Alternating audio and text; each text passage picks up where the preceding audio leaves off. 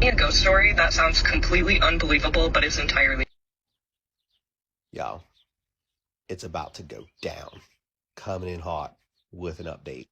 Stitching this to my original video. And if you didn't see it, it's the one about the haunted house across from where I grew up and how me and my friends went in there and crazy shit happened and then they all got murdered. But anyway, I pass that spot every day when I take my one kid to school. And as of this week, there's a fence there. There's construction equipment there. They're digging. I'm pretty sure that they're building something new on that spot, and it's going to be haunted as fuck. If you didn't see my original video, you should go check it out. A ghost story that sounds completely unbelievable, but is entirely true. Okay, so I am at work, but I wanted to tell this story as quickly as I can. So my mom has had an attachment for years. So in turn, a lot of pretty terrifying things have happened because of that, or like weird things have happened, unexplainable things have happened. My brother, for instance, has heard my mom's voice calling for him when he knows that she's not in the house, which is terrifying, by the way. Don't like that at all. My mom had this experience when she was sleeping one night. She wakes up randomly. It's like 2, 3 in the morning. She sees a figure sitting next to her on the bed, and it's like facing away from her, so she can't see the face or anything.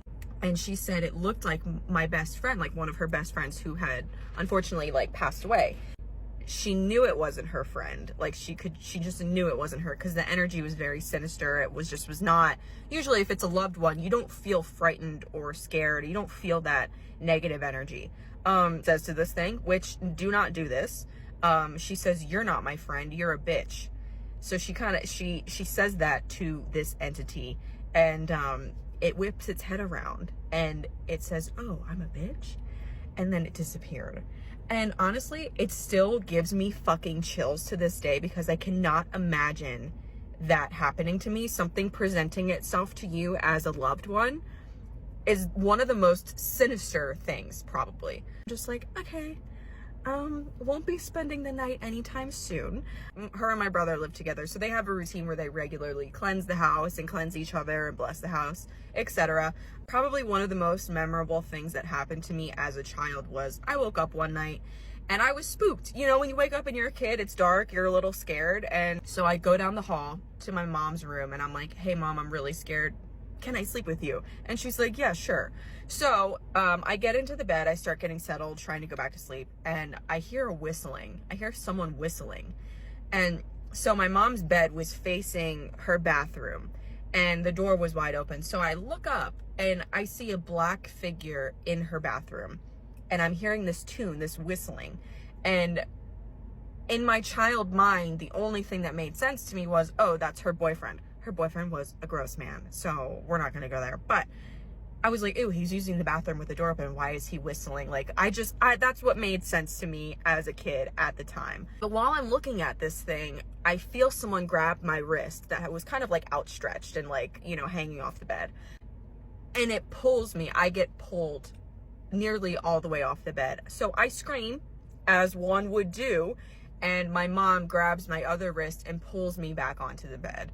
And we never talked about that afterwards. Like, that just, like, we didn't speak about it, but I brought it up to her probably within the last year or two, and she remembers that happening. So yeah, if anybody wants to know more about my mom's attachment or things that have happened to her, feel free to let me know, and I'll tell you. But everywhere she has lived has terrified me. I know it might not have everything to do with the house. The house might not necessarily have to be haunted or whatever, but she still has this attachment and things are still gonna happen. So yeah, that's it.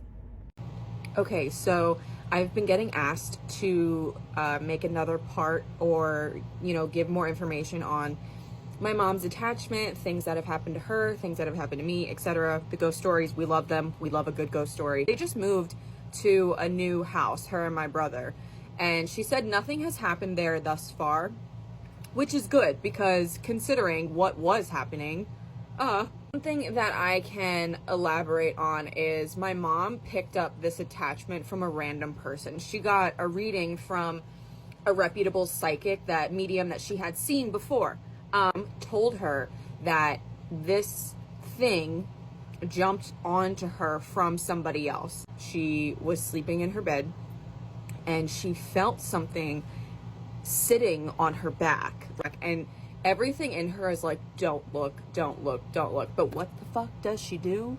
She looks so hard to describe. Like, she had a really hard time describing it.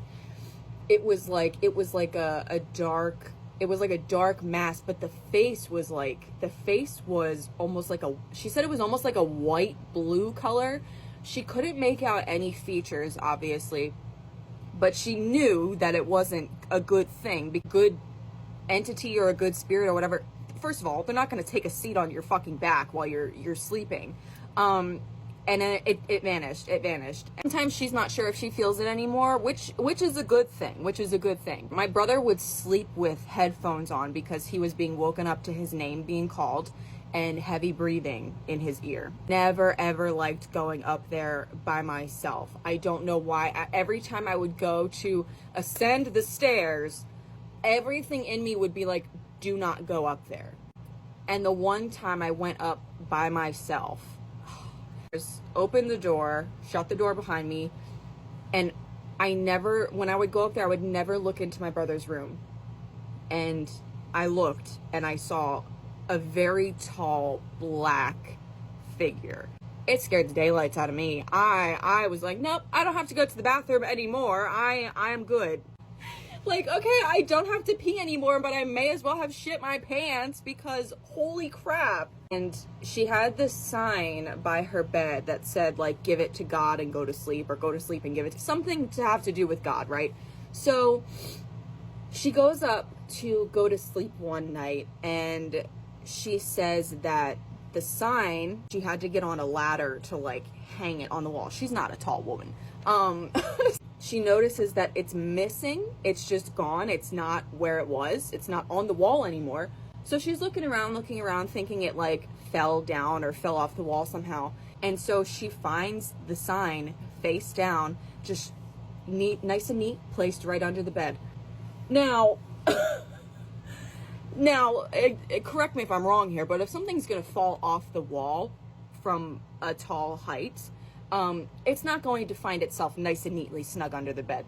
So that's a little bit more about how she got the attachment and a couple other freaky things that happened.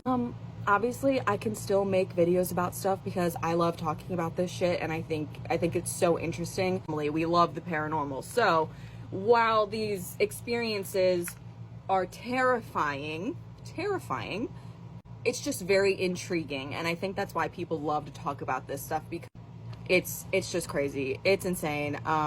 So yeah, if you want to know more, I can make more videos because I love doing that. I love talking about it. So yeah, okay, bye. Tell me a ghost story that sounds completely unbelievable but is entirely true. Oh, you don't know how long I've been waiting for this. 2012, when me and my wife started dating, we got our first apartment. We moved in, everything was running smooth, we settled, everything was cool. Until a week later, we started hearing, little noises. Things were being knocked down, like, the bookshelves. And, we looked at each other, we're like, we kind of shook it off like it was no big deal. So then things started to get a little crazy. So we fell asleep one night, and then the next day, my wife asked me, hey, why were you playing with my feet last night? And I looked at her like, playing with your feet? Why would I be playing with your feet? And she was like, you were tingling my feet and you were kind of like pulling me, towards the end of the bed. And I was like, that was not me. I don't know what you're talking about. So she kind of gave me a look, like, in shock, like then you can kind of tell, like, that she was scared. But then, again, we kind of, like, shook it off, like, oh, it might have been a dream or something like that.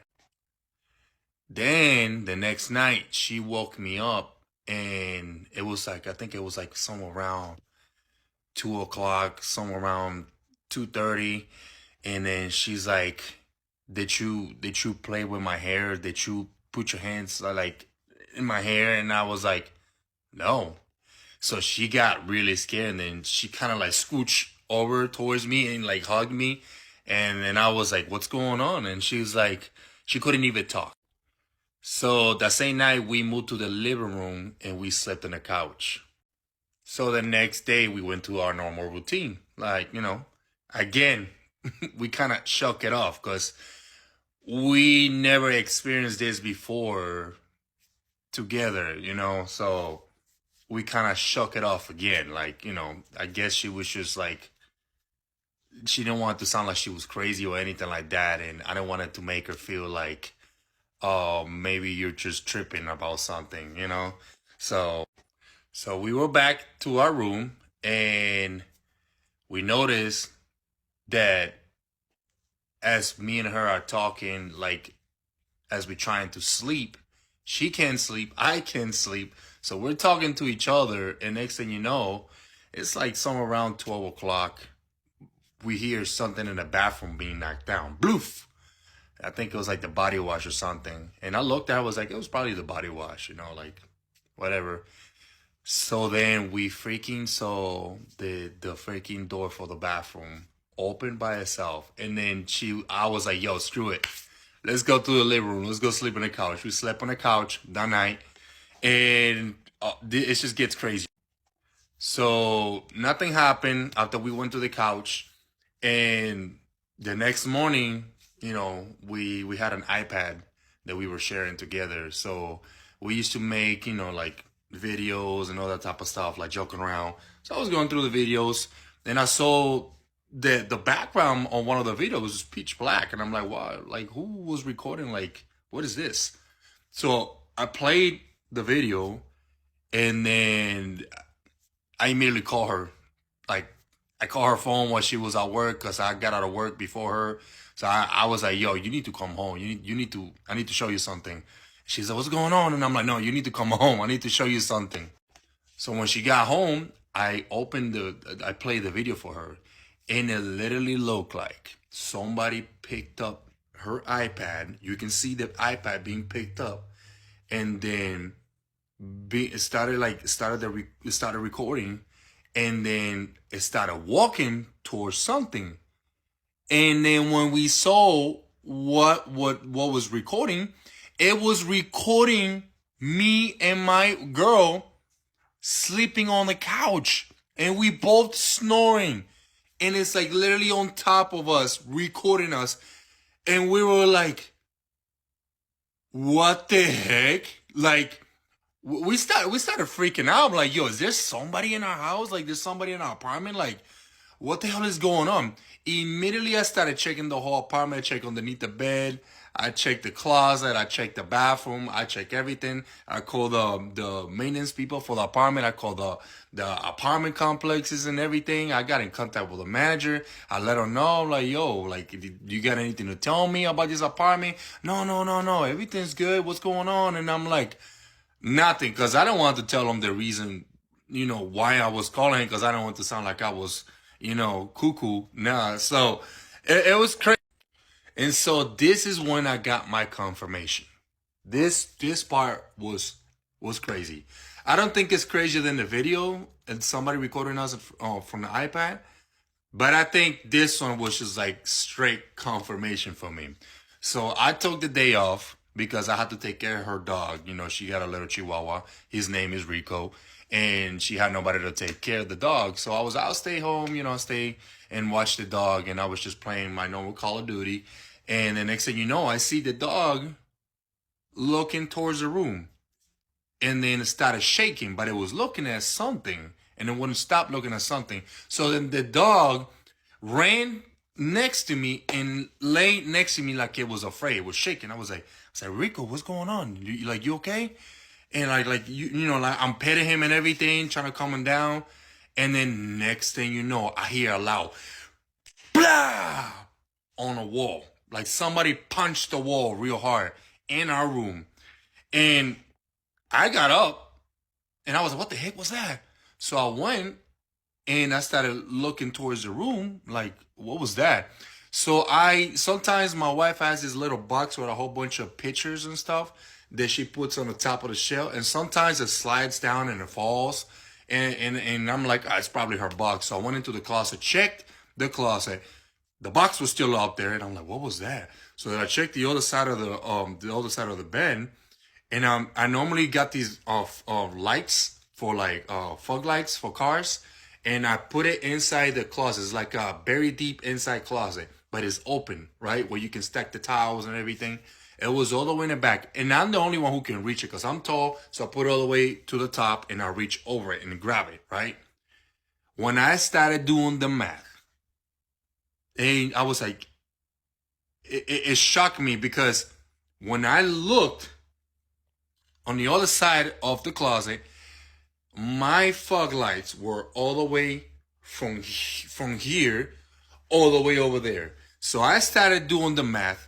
I was like, somebody had to physically grab the lights and throw it like as hard as they can to the wall. Like the wall had a hole. And I started like, whoa, like, no, I ran outside. I ain't gonna lie. Listen, I'm 6'5". I ran outside. I grabbed the dog and I was sitting outside, and I waited for my girl to come home so I can break it down to her.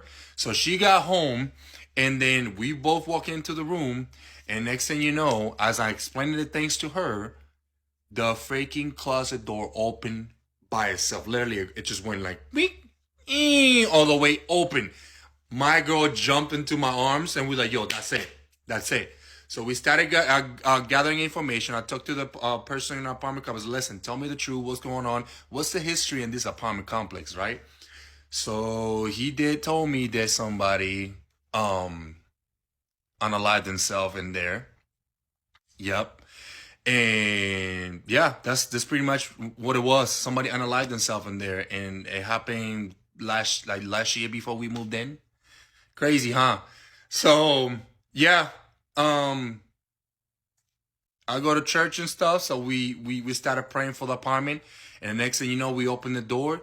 When I tell you that things started going crazy in the apartment, the rug, the carpet was wet out of nowhere. The TV was wet out of nowhere, and after that, everything was good. Everything was good after that. So yeah. We straight up had a demon in the house. We had a demon in our apartment. And then we ended up finding out that right next to us, there used to be a woman, and she was a witch. And my wife caught her doing weird things. And then she went back into our apartment. And next thing you know, I think like a week or two, she was no longer living in there. Crazy. That's my story. Okay, I'm gonna go ahead and tell y'all my scariest Ouija board experience. And just to answer this comment super quickly, the point of a Ouija board is literally you just put your hands on a planchette, which is just the wooden piece, and the spirit you're talking to is supposed to move it around, essentially saying yes, no, or spelling out the answer with the letters on the board. So anyway, this story takes place with one of my best friends from high school. I was at her house, and I told her that we should do a Ouija board. At that time, I was very, very into Ouija boards. I was doing them all the time. I made them myself out of cardboard and stuff, and I would pretty much just do them anytime I could convince someone to do them with me. So we get the Ouija board set up, and she can only find one candle in her house. It's relevant to the story, but yeah, we could only find one. So we just put that in the middle of where we were doing the Ouija board and got started. Now, most of my Ouija board experiences were pretty tame. Yeah, I feel like I was talking to somebody, but it never felt that scary. But this time, pretty much as soon as I asked, is anyone here, it flew to yes. And that was a bit aggressive for me. Usually they would move pretty slow, or I might have to ask a few times. But this time it was like somebody was ready to talk. So I end up telling her, I'm like, you can go ahead and ask a question. So she says, are you evil? I never had this happen before, but the planchette started just going in circles, like very, very fast. I had never had one ever move that fast. It was to the point where it felt like if we had taken our hands off, it would have just kept going completely on its own or just flown across the freaking room. So it was moving super, super fast, and then it just flew to yes. Imagine my face. I was like, I just hadn't had that happen before, and I could tell she was freaked out, and I didn't want to be like, sorry. So I was just like, okay, I'm sure it's fine. We should probably just go ahead and tell it goodbye. So another thing to note when you do a Ouija board, you're not supposed to just be like, okay, I'm done, and get up and walk off. You're supposed to always make sure that you say goodbye. So I end up just being like, hey, cool talk, but can we go ahead and say goodbye? And it starts spinning around the board again, super fast, super aggressive. Like the whole energy in the room just felt bad, very bad. Just after spinning around, it just flew to no. So at that point, I was like, I don't know what to do. I was literally a teenager. I hadn't really done enough research on Ouija boards. Like I said, I was literally just doing it because I thought it was fun. So now I'm like freaked out because I'm thinking we're going to get possessed, or I'm going to end up getting my friend's house haunted because I'm an idiot and I told her we should do this. So I end up just like begging and begging. I'm like, can we please say goodbye? Can we please say goodbye? Can we please say goodbye? It spins around the board a few times, and when I'm telling you, this thing was hauling ass. Like, I'm so serious. I don't even know if we were fully touching it at this point. Like, it just felt like it was zooming. And it finally goes up and swipes across goodbye. And at the exact same fucking time, like, I am not shitting you, as soon as it swiped across goodbye, the one candle that we had busted. Bro, and I do not mean, like, the glass cracked or shattered, like, a little bit. Like, this fucking thing, like, it exploded. Glass literally went flying. Like, my friend got hit in the leg by a piece of the glass. And to make it even worse, as soon as the candle, like, exploded, her cat that had been in the room just, like, leapt straight at the board. So we, of course, screamed bloody fucking murder, and she gets up and runs and just flips on the light switch. And usually when, like, you do a Ouija board with somebody, there's, like, a bit of uncertainty where you're kind of looking at each other like, did you do that? Were you moving that? We didn't have that. Like, we both were very, very convinced that we had just talked to something fucking evil. Like, everything in the room just felt off. It was a very bad experience. Like, I don't think I did a Ouija board for, like, a year after that. And yes, okay, I ended up doing them again at one point, which I don't know what the fuck is wrong with me, okay? I had issues. But I'll tell y'all some more of those stories too. But that one was definitely, like, demon time. Like, that was fucking scary. Tell me a ghost story that sounds completely unbelievable but is entirely true. I've got a bunch of these, but I usually don't talk about them often because people think I'm crazy, so I just don't really talk about them. But the earliest memory that I have of weird things happening to me was when I was in first grade. One of my best friends, she was born very ill. I don't know exactly what she had, but she was very, very small. She was in a wheelchair. She couldn't walk on her own. She had an oxygen tank. By the time she was in first grade, I think she'd had 6 or 7 surgeries already. So she was quite ill. But she was one of my best friends.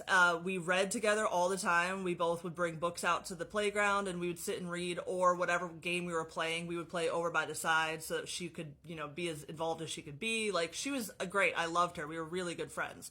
Unfortunately, we didn't ever really hang out outside of school because she was quite ill. So I didn't really hang out with her. Like, she didn't come over to play or anything like that. But at school, we were always sitting together in school, at lunch, on the playground, all that stuff.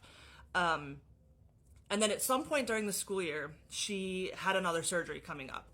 And it was supposed to be a routine surgery. It was something that she had had before. Again, I don't remember exactly what it was, but it was a surgery. And her mother had come in and kind of explained a little bit to us what was going to happen. She was going to be out for a few weeks. So the class had, written little, like, get well cards and, like, all these little gifts and trinkets and that kind of thing. And then a couple days later, or a week later, something like that, it was a weekend, And I remember being like, man, I really miss my friend. And I remember waking up in the morning and going downstairs, getting something to eat or whatever kids do in the morning. And when I'd gone back upstairs to my bedroom, my friend was chilling in my room and she was like playing and stuff. And she didn't have her wheelchair and she didn't have an oxygen tank. And I was like, this is awesome. Like, your surgery worked, you know, you're better. And she was like, yeah, I'm really good now. Everything's great. You know, I just wanted to play for a little while. So, and it was weird because, like, I mean, in my first grade little, you know, 5-6-year-old brain, I don't remember thinking anything other than like, this is fantastic. And, you know, obviously looking back now, I'm like, I shared a room with my sister, my little sister, and she was nowhere to be seen. I have no idea where my sister was, you know, whatever. But we played all afternoon. I remember the games that we played. Like, she really wanted to play Pretty Princess, so we did that, which, if you remember that game, it was like the coolest game ever. So we played that. We played with like my little kitchenette set, like all of the things that she didn't really ever get to do in class with us because she couldn't. We like played all afternoon. And then the only other thing that I remember being a little bit weird about that, even at the time, was she kind of just got up and was like, okay, well, it's time for me to go. And I was like, I don't remember the phone ringing. Like, my mom didn't come up and check on us at all, first of all. But also she didn't like come and say, hey, it's time to go. Like, your mom's here. And my friend was just like, yeah, no, I know, but I have to go now. Like, it's time for me to go. And I was like, okay, cool. Well, hey, we'll see you at school. You know, like, you can come and do all these things on the playground with us now. Like, I'm super excited to see you. And she just kind of like smiled and waved and walked out my bedroom door. It wasn't like she vanished or I woke up in my bed. Like, she just waved and walked out the door. And then I went about the rest of my day, and it was what it was. So then a few days after that, my mom had gotten a phone call around dinner time. Because I remember we still had landlines. It was the early 90s. So she got up from the kitchen table and answered the phone and kind of looked over at me and my siblings and then walked around the corner as far as the cord would allow her to go and like was whispering into the phone. And when she came back into the kitchen, she like pulled me aside and she tried to explain to me that it was my friend's mom. The surgery had not gone well. My friend never came out of it. Like, they'd put her under. They couldn't wake her up. So she was gone.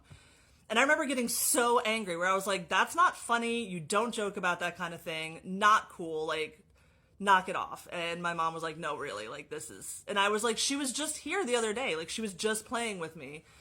And, you know, my mom obviously was like, you know, that was a dream. Obviously it didn't happen. You're just, you know, missing your friend and whatever. So I was upset. I was very, very distraught. The rest of that school year was pretty rough for me because, you know, my friend that I hung out with every day at school was now no longer there. And it was the first experience that I had had, like, with losing somebody like that. And I was very young. So it was rough. And my mom didn't let me go to the funeral, which I always remember being really upset about too, because that would have been a closure for me. And I don't know. I mean, maybe that's just me looking at it as an adult, but either way, doesn't matter. The weirder part about all of this is that I am now in my late 30s, and to this day, I've lost quite a few people from my life, unfortunately. Every time somebody is either going to die or get very sick or get really bad news, like diagnoses, stuff like that, my friend, like, I will wake up, and my little first grade looking self, she's like this teeny little tiny girl, will be sitting at the end of my bed. And every time I wake up, I'll look at her and she'll kind of wait for me to like realize what's happening. And then she'll just kind of touch my foot or my leg or whatever and tell me it's going to be rough for a little bit, but then it'll be okay. Like, everything will be okay eventually.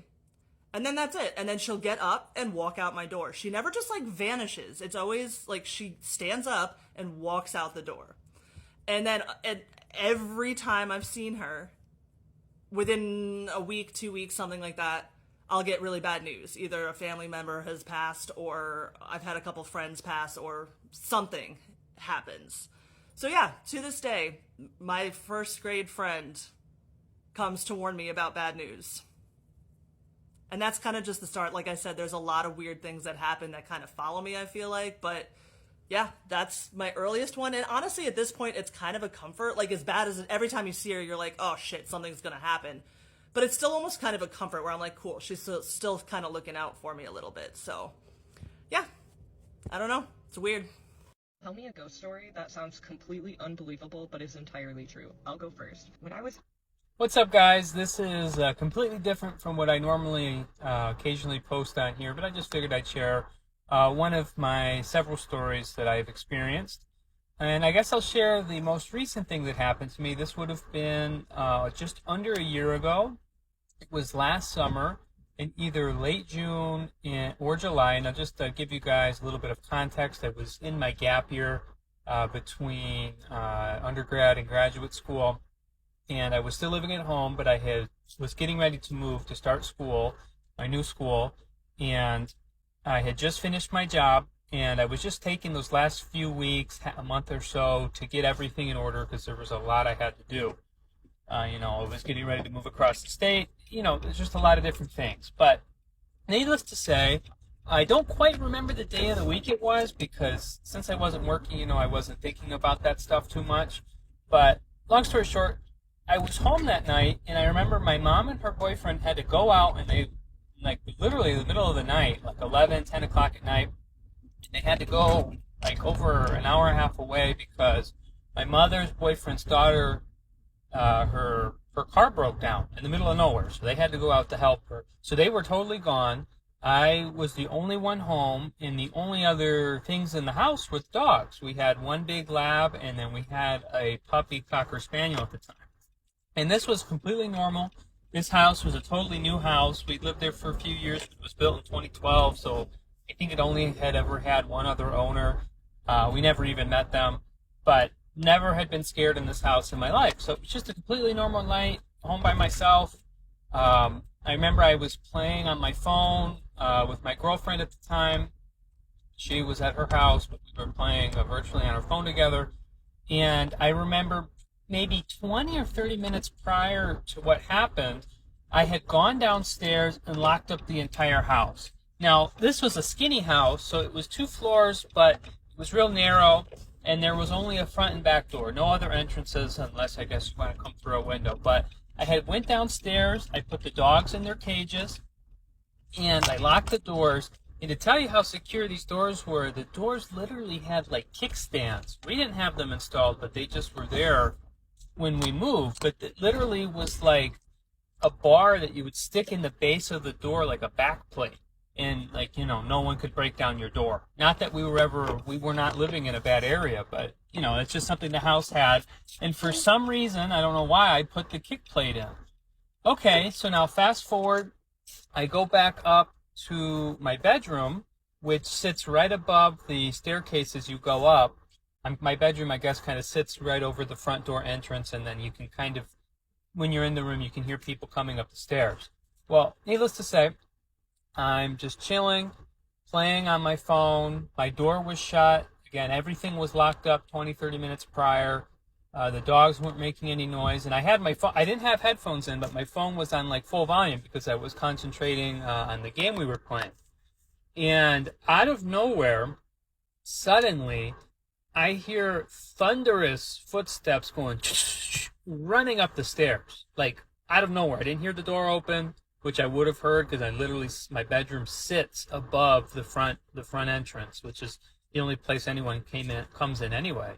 And these thunderous footsteps, but heavy, running right up the stairs. I'm like, what the hell? And then 2 seconds later, there's only 3 rooms upstairs. There's my bedroom, there's a guest room, and my mother's room was on the other end of the hallway. But it's a very small hallway because it's all kind of close together. It's a smaller, narrow house.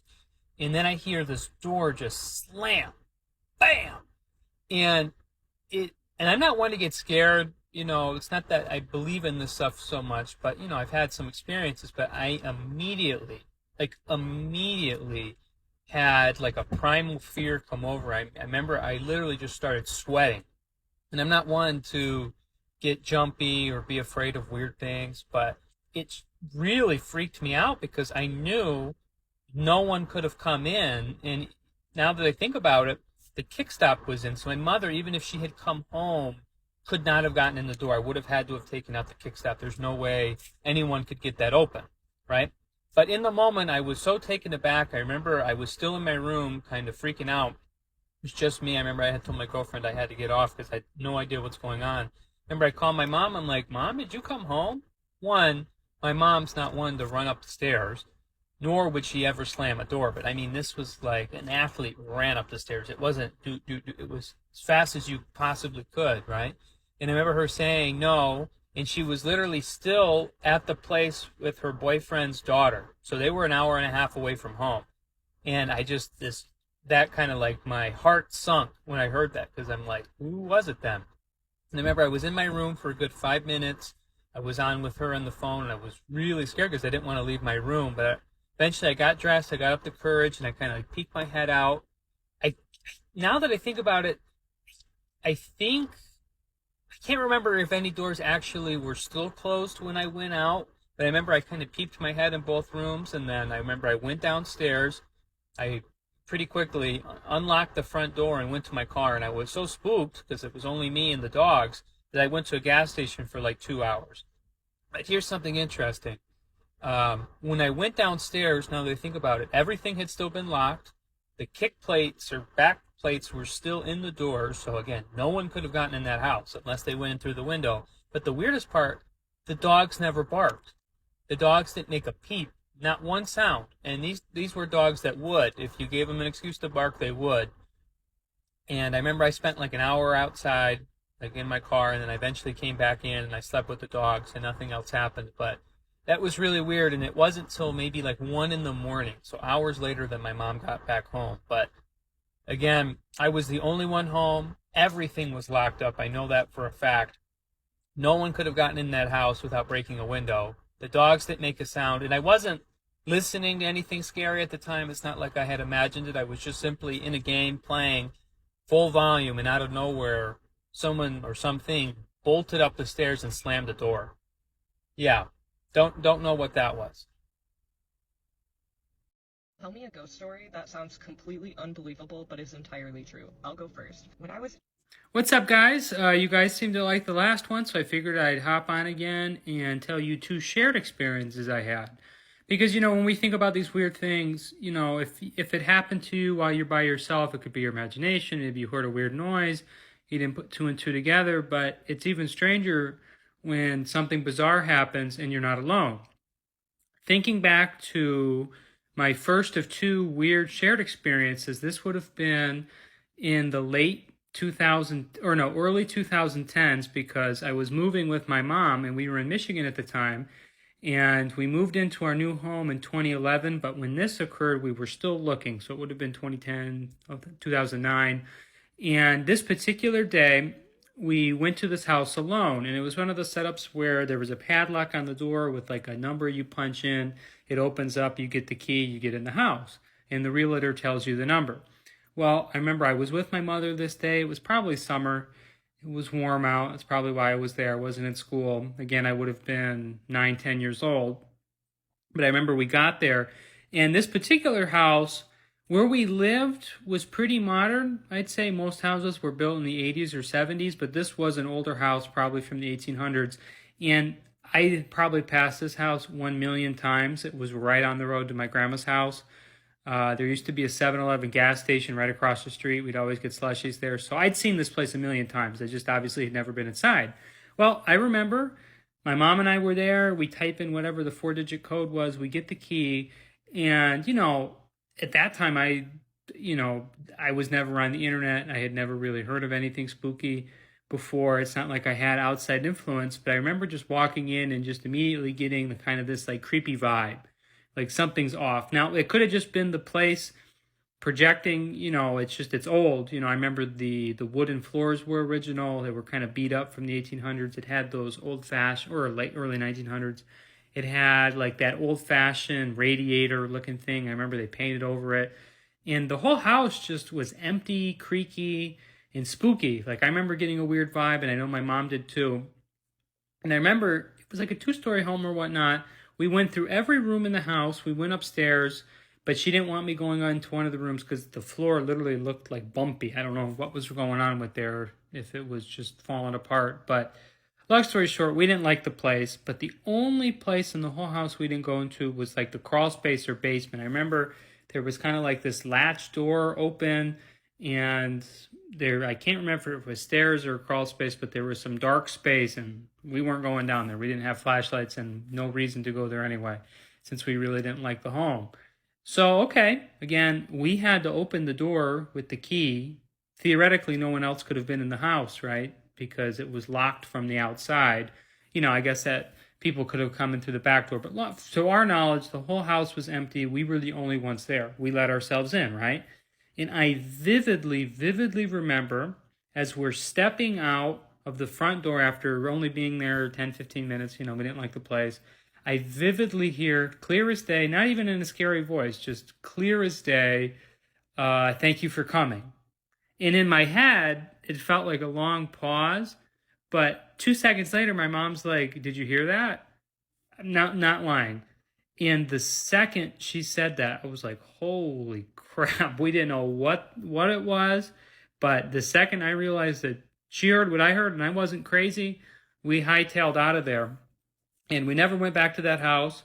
That house subsequently sold, and I know it sold because someone repainted the door. I think they painted it like blue or something, and I always wanted to ask the people that moved in if they had an experience, because that just really creeped us out. I just remember getting that weird, heavy, strange feeling.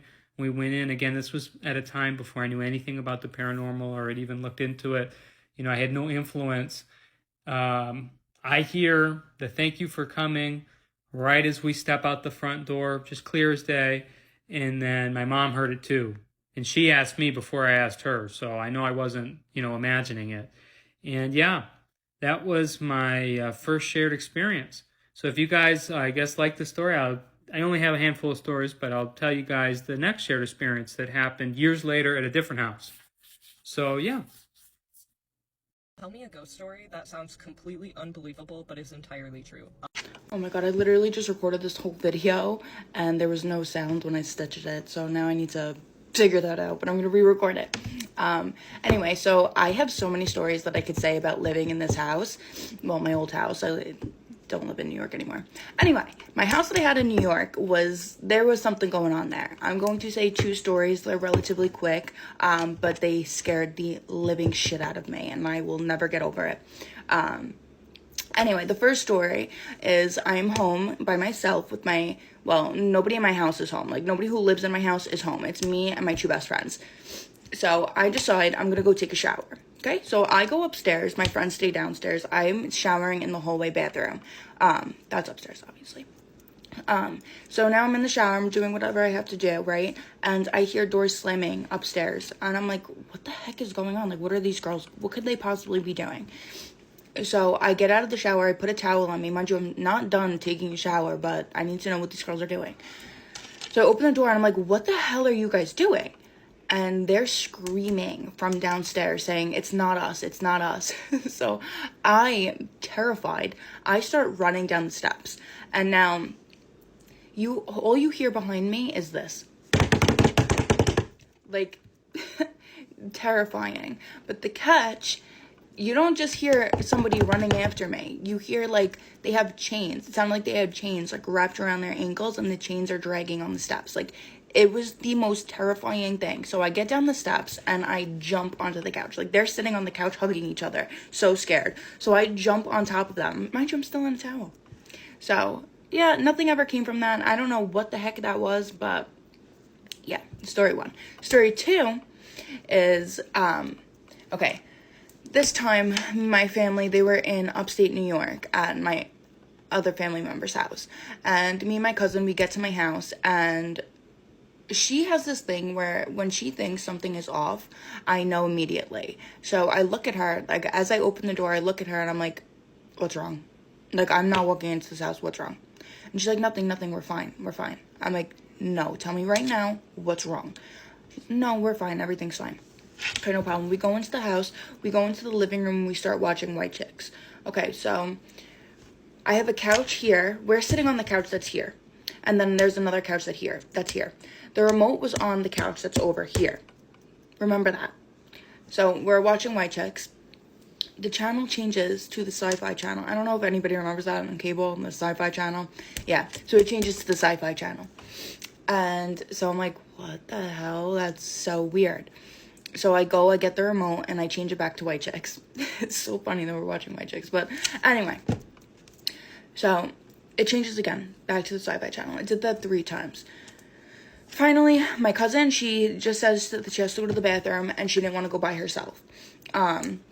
I obviously didn't want to be there by myself because everything, you know, we were scared. We were already scared. We didn't want to say out loud that we were scared. We didn't want to mention it at all. And like basically let them know that we're scared, you know?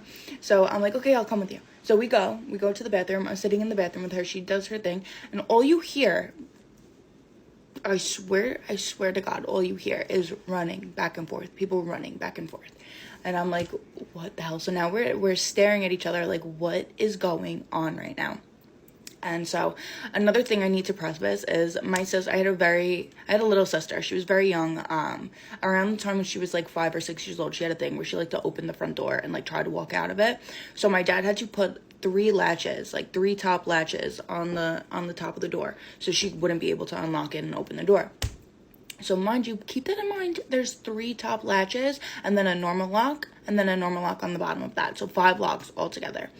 So we're sitting in the bathroom, terrified to walk out because we hear these people running back and forth.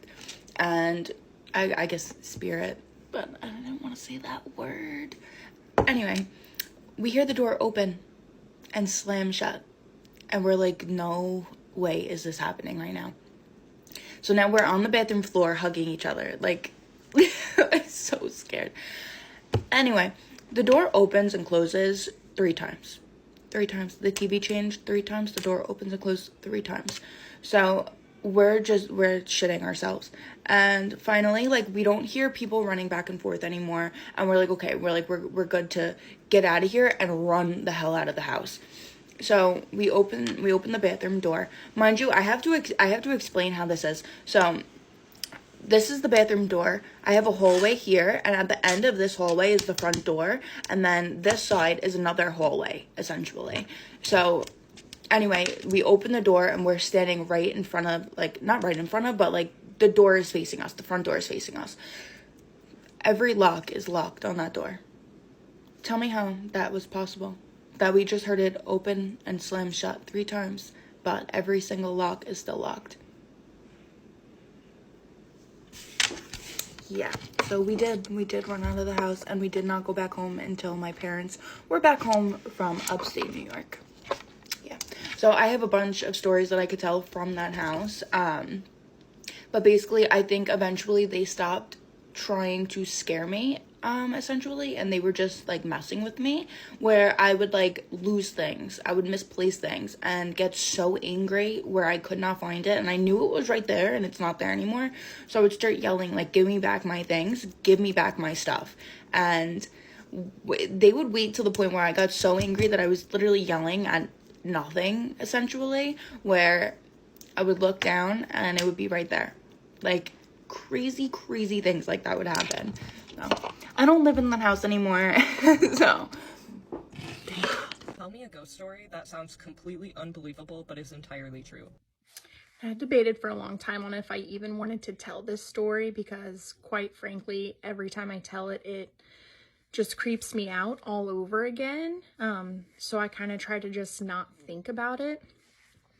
But a few years ago, our family experienced one of the scariest things I've ever experienced in my nearly 37 years of life.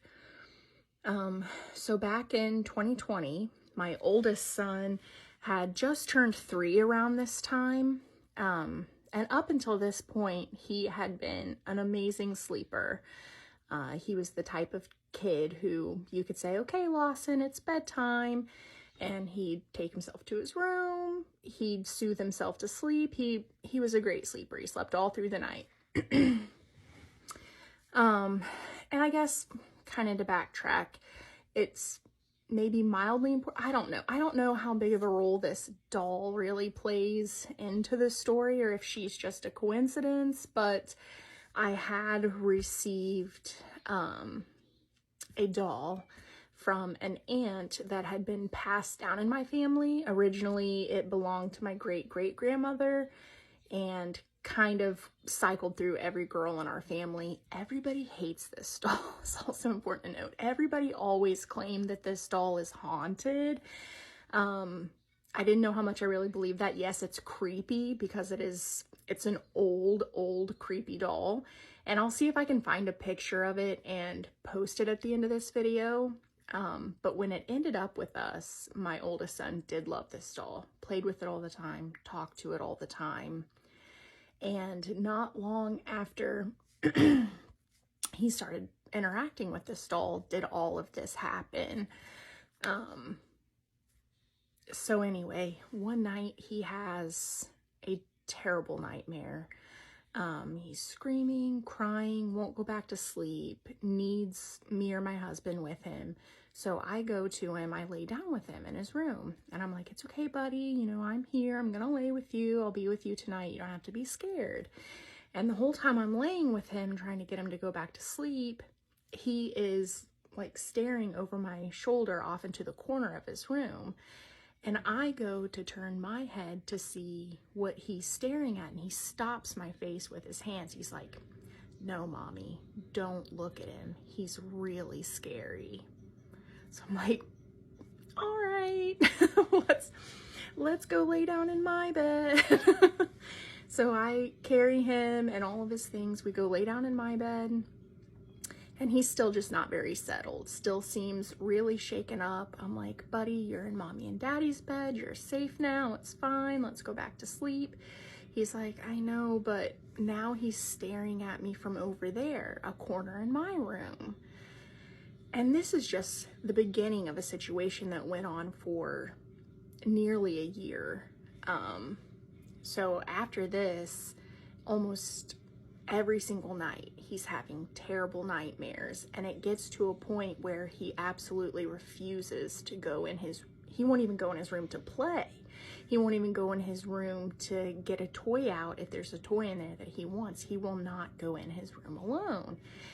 And he's also telling us in vivid detail the same story every single night, that he is seeing something crawl out of his closet and stand by his window, which is right next to his bed, and it's staring at him like this. And he says it's trying to eat him. He tells us this every single night, and this goes on for months and months. We're all exhausted. None of us are sleeping well because of this.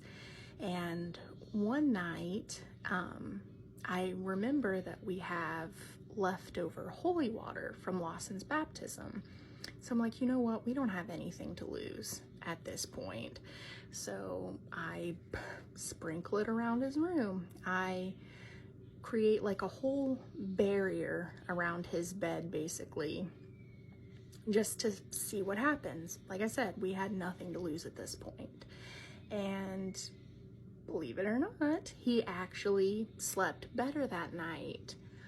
But my youngest son, who was just a baby at the time, he has a horrible night sleeping. He's up screaming, seems scared, creeped out, whatever. And then the next day, when I have to take Lawson to preschool, he refuses to go.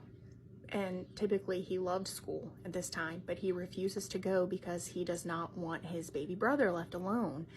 He is terrified and makes me promise that I won't leave his baby brother alone in his bedroom. I have to be with him all day.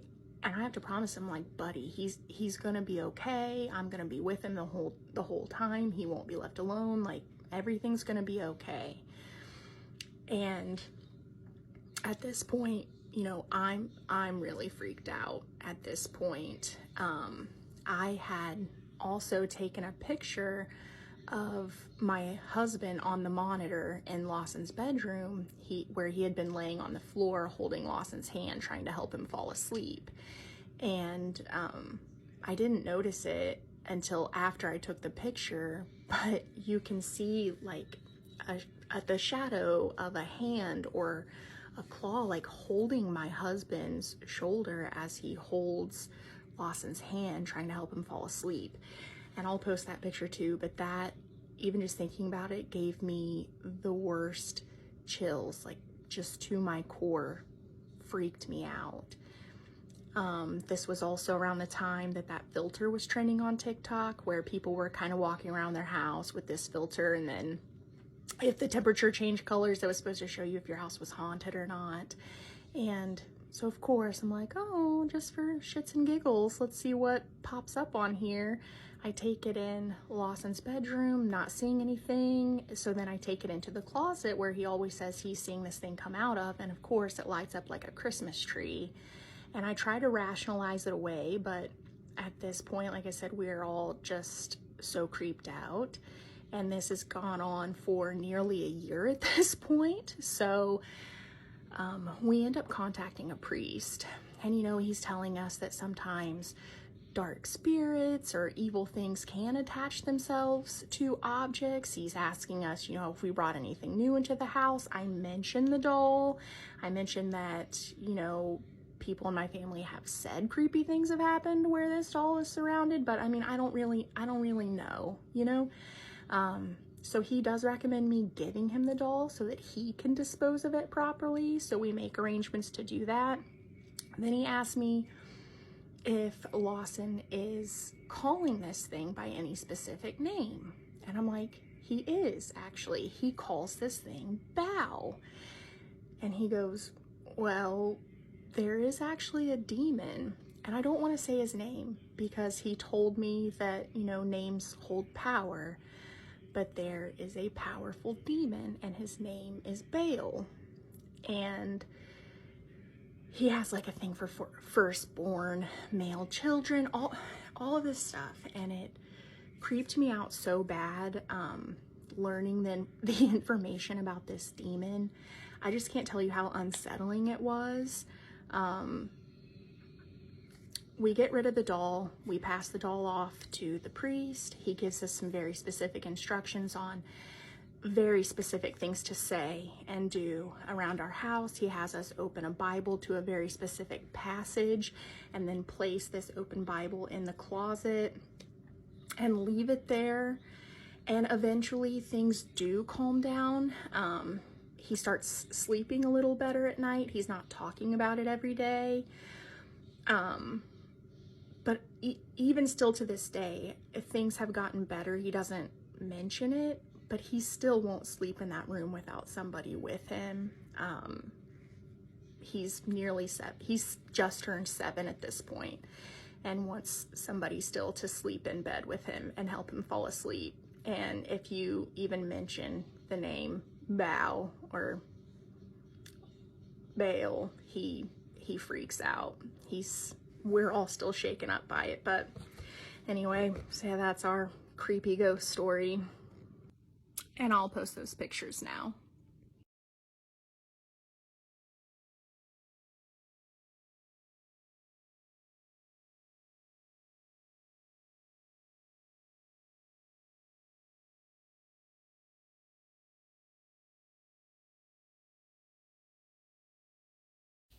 All right, I thought I'd hop back on here and answer a few of the questions we keep getting asked about the ghost story video that I posted. Some people are seeing the pictures. Some people are having trouble seeing the pictures. I'm not sure what's up with that. But I will post those now and then answer some of the questions people keep asking me in the comments. Give me just a sec. All right, this is the picture of my husband laying with Lawson, holding his hand, helping him fall asleep. And I circled here where it looked like the claw arm holding his shoulder.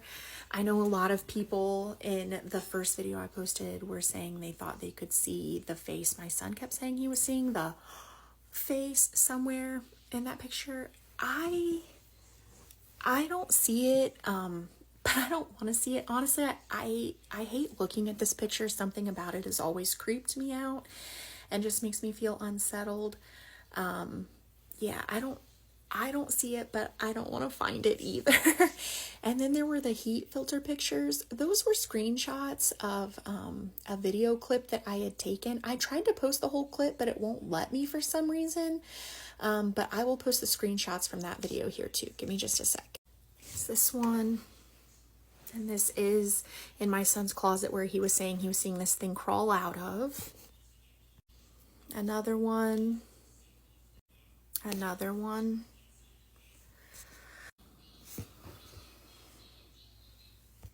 And this one. All right, and to answer some of the questions people keep asking, yes, we do still live in this house. This isn't still going on. Things have gotten better. My son doesn't say that he sees anything anymore. My youngest son doesn't say that he sees anything. I'm not hearing things or seeing things. My son is sleeping much better. While it was going on, he did not sleep in that room. Very, very soon after he started having these nightmares, he was pretty much in our room every single night. And even after it stopped and we got rid of whatever this was, he was sleeping in our room. Once he got to a point where he was kind of getting too big for our bed, we kept a mattress in our room on the floor, and he slept on our floor for almost 3 years. He just got to a point in the last year or so where he was comfortable. He wanted to go back into his room and start sleeping in there. The only catch was he wanted somebody to lay with him and help him fall completely asleep. Other than that, he does like to go back in his room now. And yeah, he doesn't talk about it. He doesn't like to talk about it. He doesn't want to be reminded of it, but he doesn't just bring it up out of nowhere anymore. The second thing a lot of people kept asking was, why did it take us a year to believe him? It didn't take us a year to believe him. It took us a year to get it out of our house. I knew right away something was going on. Just the details he would give about these nightmares. It was just weird to me that he kept saying the same story over and over and over again. But also, I think when you're in the moment and it is happening to you, you're saying to yourself, okay, be rational, be smart, be the adult. I was, 34 when this was going on. And you're like, be mature. Don't be scared. If I'm scared, it's going to make him scared. So I just kept trying to rationalize everything in my head. I was like, am I just being crazy because he's having nightmares? But it obviously got to a point where we needed help. And after we got the help, things got better. So was it a coincidence? I don't know. All I know is what happened to us. And after we got rid of this doll and did the things we were told to do, it stopped and it got better. I am sorry for saying the name out loud. I told myself I was not going to do that. I told myself I was going to spell the name out.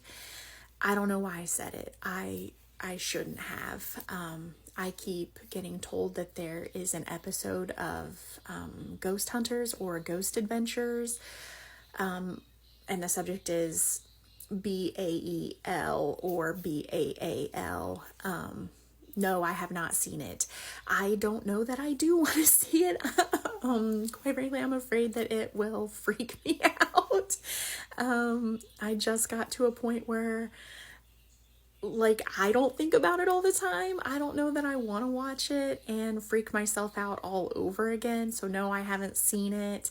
I wasn't aware how well known this thing was. How did my son learn this name was another question people kept asking me. I have no idea. When he first started saying it, we were just like, well, that's a weird thing to call it, didn't make any sense to me. He was also only 3 at the time. I don't know, kids say weird things, and that's the name he was calling it. But when the priest told us that there is a demon of that same name, yeah, I wanted to throw up. I felt physically sick. I don't know how he learned it. I don't know. I can't make sense of it. Why did my family pass this doll down from girl to girl? I don't know. I wish I had an answer. I don't have a lot of answers where that's concerned. Nobody really told me anything until my aunt found out what was going on with our son. And then she gave me the whole, oh, well, I'm not surprised because you've got LV is what everybody called this doll, and creepy things always happened with whoever has LV at the time. Would have been nice to know before I got her, but that's in the past. She's gone now. She's been burnt. She doesn't exist. She's not going to anybody else's house at this point. She's gone. I don't know why nobody got rid of her before we did, but whatever. She's gone now. I'm trying to think if there was anything else people asked us a lot of.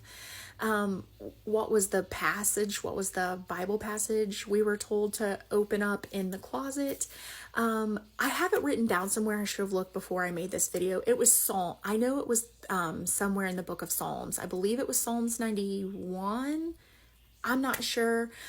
To be 100% truthful, I'm not super well versed on my passages and things like that. I wrote it down. I'll have to look and see if I can find it, but I do know that it was Psalms. Yeah, I'm not sure if there are any other questions. Feel free to post them in the comments. I'll do my best to answer them.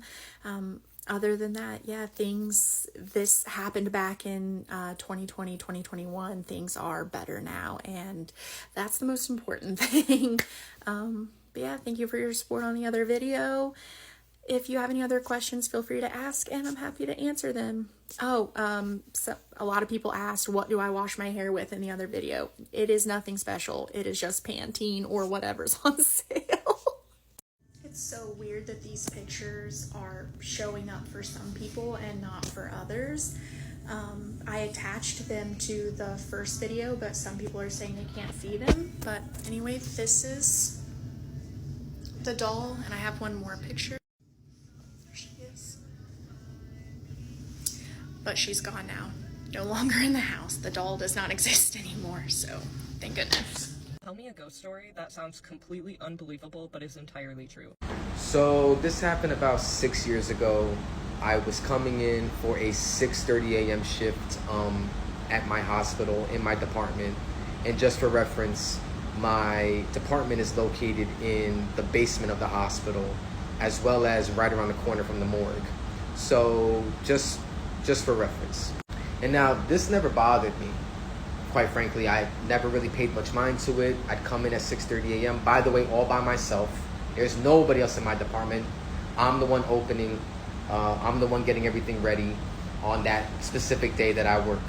So I never had any issues. I never had any paranormal experiences here up until that point. So as I came in and started to change, I noticed that I heard a whisper while I was in my locker room, this current locker room I'm in right now. Now, I thought it was somebody that had opened the door to my locker room and kind of was peeking through and trying to see if anybody was here. So I peeked out, tried to see if anybody was around, and I saw nobody. So I continued to change and not think much of it. Had my earphone in, no music playing. Had nothing playing in it. I just had it in, force of habit. I was playing music when I was coming into the hospital, but I had no music playing in my ear. So as I got my shirt off and was about to get ready to finish changing, and to this day, I don't care if anybody believes me or not, this is exactly what happens. This is my own experience. I don't really care if you believe me or not, this really happens. So as I was changing, my left ear had nothing in it, no earphone, no nothing, and I heard right up to my ear. It was as if somebody came right up to my ear and whispered in my ear, "Psst, over here." And when I say, my reaction was to just run out of the room. I ran out of my locker room with my shirt off into the hall right here, and I just was frozen with fear. I didn't know what the hell just happened, but I know for a fact that I heard somebody go, "Psst, over here." And I'm getting goosebumps now thinking about it. It was just really weird. Nothing else freaky happened. I kind of had to suck it up and come back into the locker room and finish changing because I had a job to do. But I did come back in and say, "Hey, I mean you no harm. I come in peace. Don't scare me again." Trying to just kind of, build up the courage to come back in and finish changing as a grown man. But yeah, that was my experience. To this day, I told my coworkers what happened. I've heard stories of people saying that they've seen some lady floating down the hall over here or whatever. I've never seen that. I've heard nurse aides tell me that they've seen that here in this hospital, but I've never seen that. And that was my only experience here. But to this day, if anybody asks me, I will tell you, I literally heard a voice come up to my ear and whisper pretty loudly in my ear, as close as you can get, "Psst, over here," and scared the living shit out of me. So, yeah. Tell me a ghost story that sounds completely unbelievable but is entirely true. So the year is 2012. I am visiting Northern Arizona University in Flagstaff, Arizona for a graduation for a family member. My ex-girlfriend's mother was graduating from college at the time, and we were visiting her and attending the graduation there. It was supposed to be a quick trip. We were only up there for the day and for the graduation, and then we were going to head back that same night. So after the graduation, they decide to find something fun to do while we're there, since we're all together, and they want to do something fun. I guess this was something that they did for fun, which was ghost hunting. They like to find places that were weird and places that they were staying at and go visit them to get creeped out and scare themselves or whatever. I don't know. Now, as a Puerto Rican man from New York, this was something I didn't want to do this. I just didn't want to do this. It sounded like a bad idea, honestly. Ghost hunting, but it got even better. So while they were searching, they found that there was some sort of Indian burial grounds close to where we were. Yeah, that sounds like fun. Let's do that. So like I said, I'm along for the ride. So I guess let's do this, right? So it's her stepdad, her mom, me, her two little siblings, and her grandmother. And we pile into two cars separately, and we begin to head to the area. So we park because we can't go any farther up this like park or wooded area or whatever. It's like a big dirt parking lot. And we decide that we're gonna park our cars and we're gonna head up through the trail. Now the trail had two big ass rocks about ankle high on each side of the entrance of the trail to signify the entrance of the trail, so you knew where you were walking. So the stepfather goes off and he's gonna go a different way. He wants to see if he can make a shortcut. He tells us to stay right there, and we're like, okay. But the girls decide that they want to head into the trail. The mom and the little sister and my ex and her grandmother, they want to head in. So we head in, and it's freaking dark.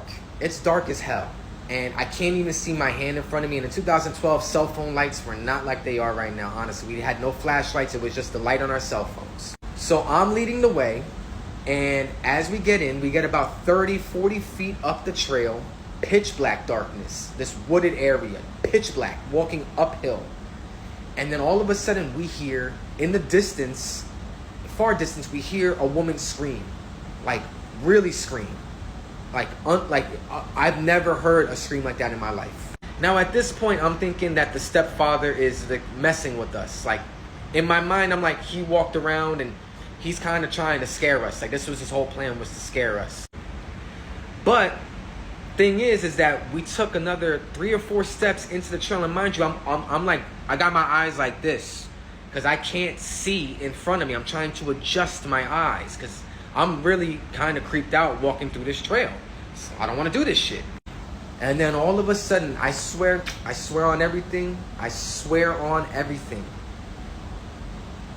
The girl, whoever screamed in my fucking face, like inches from my face. I mean, I could feel their breath on my face. And my immediate reaction was to literally, I got jolted. And then I grabbed her little brother who was right behind me, like under my arm, and I bolted down. We all bolted down the trail.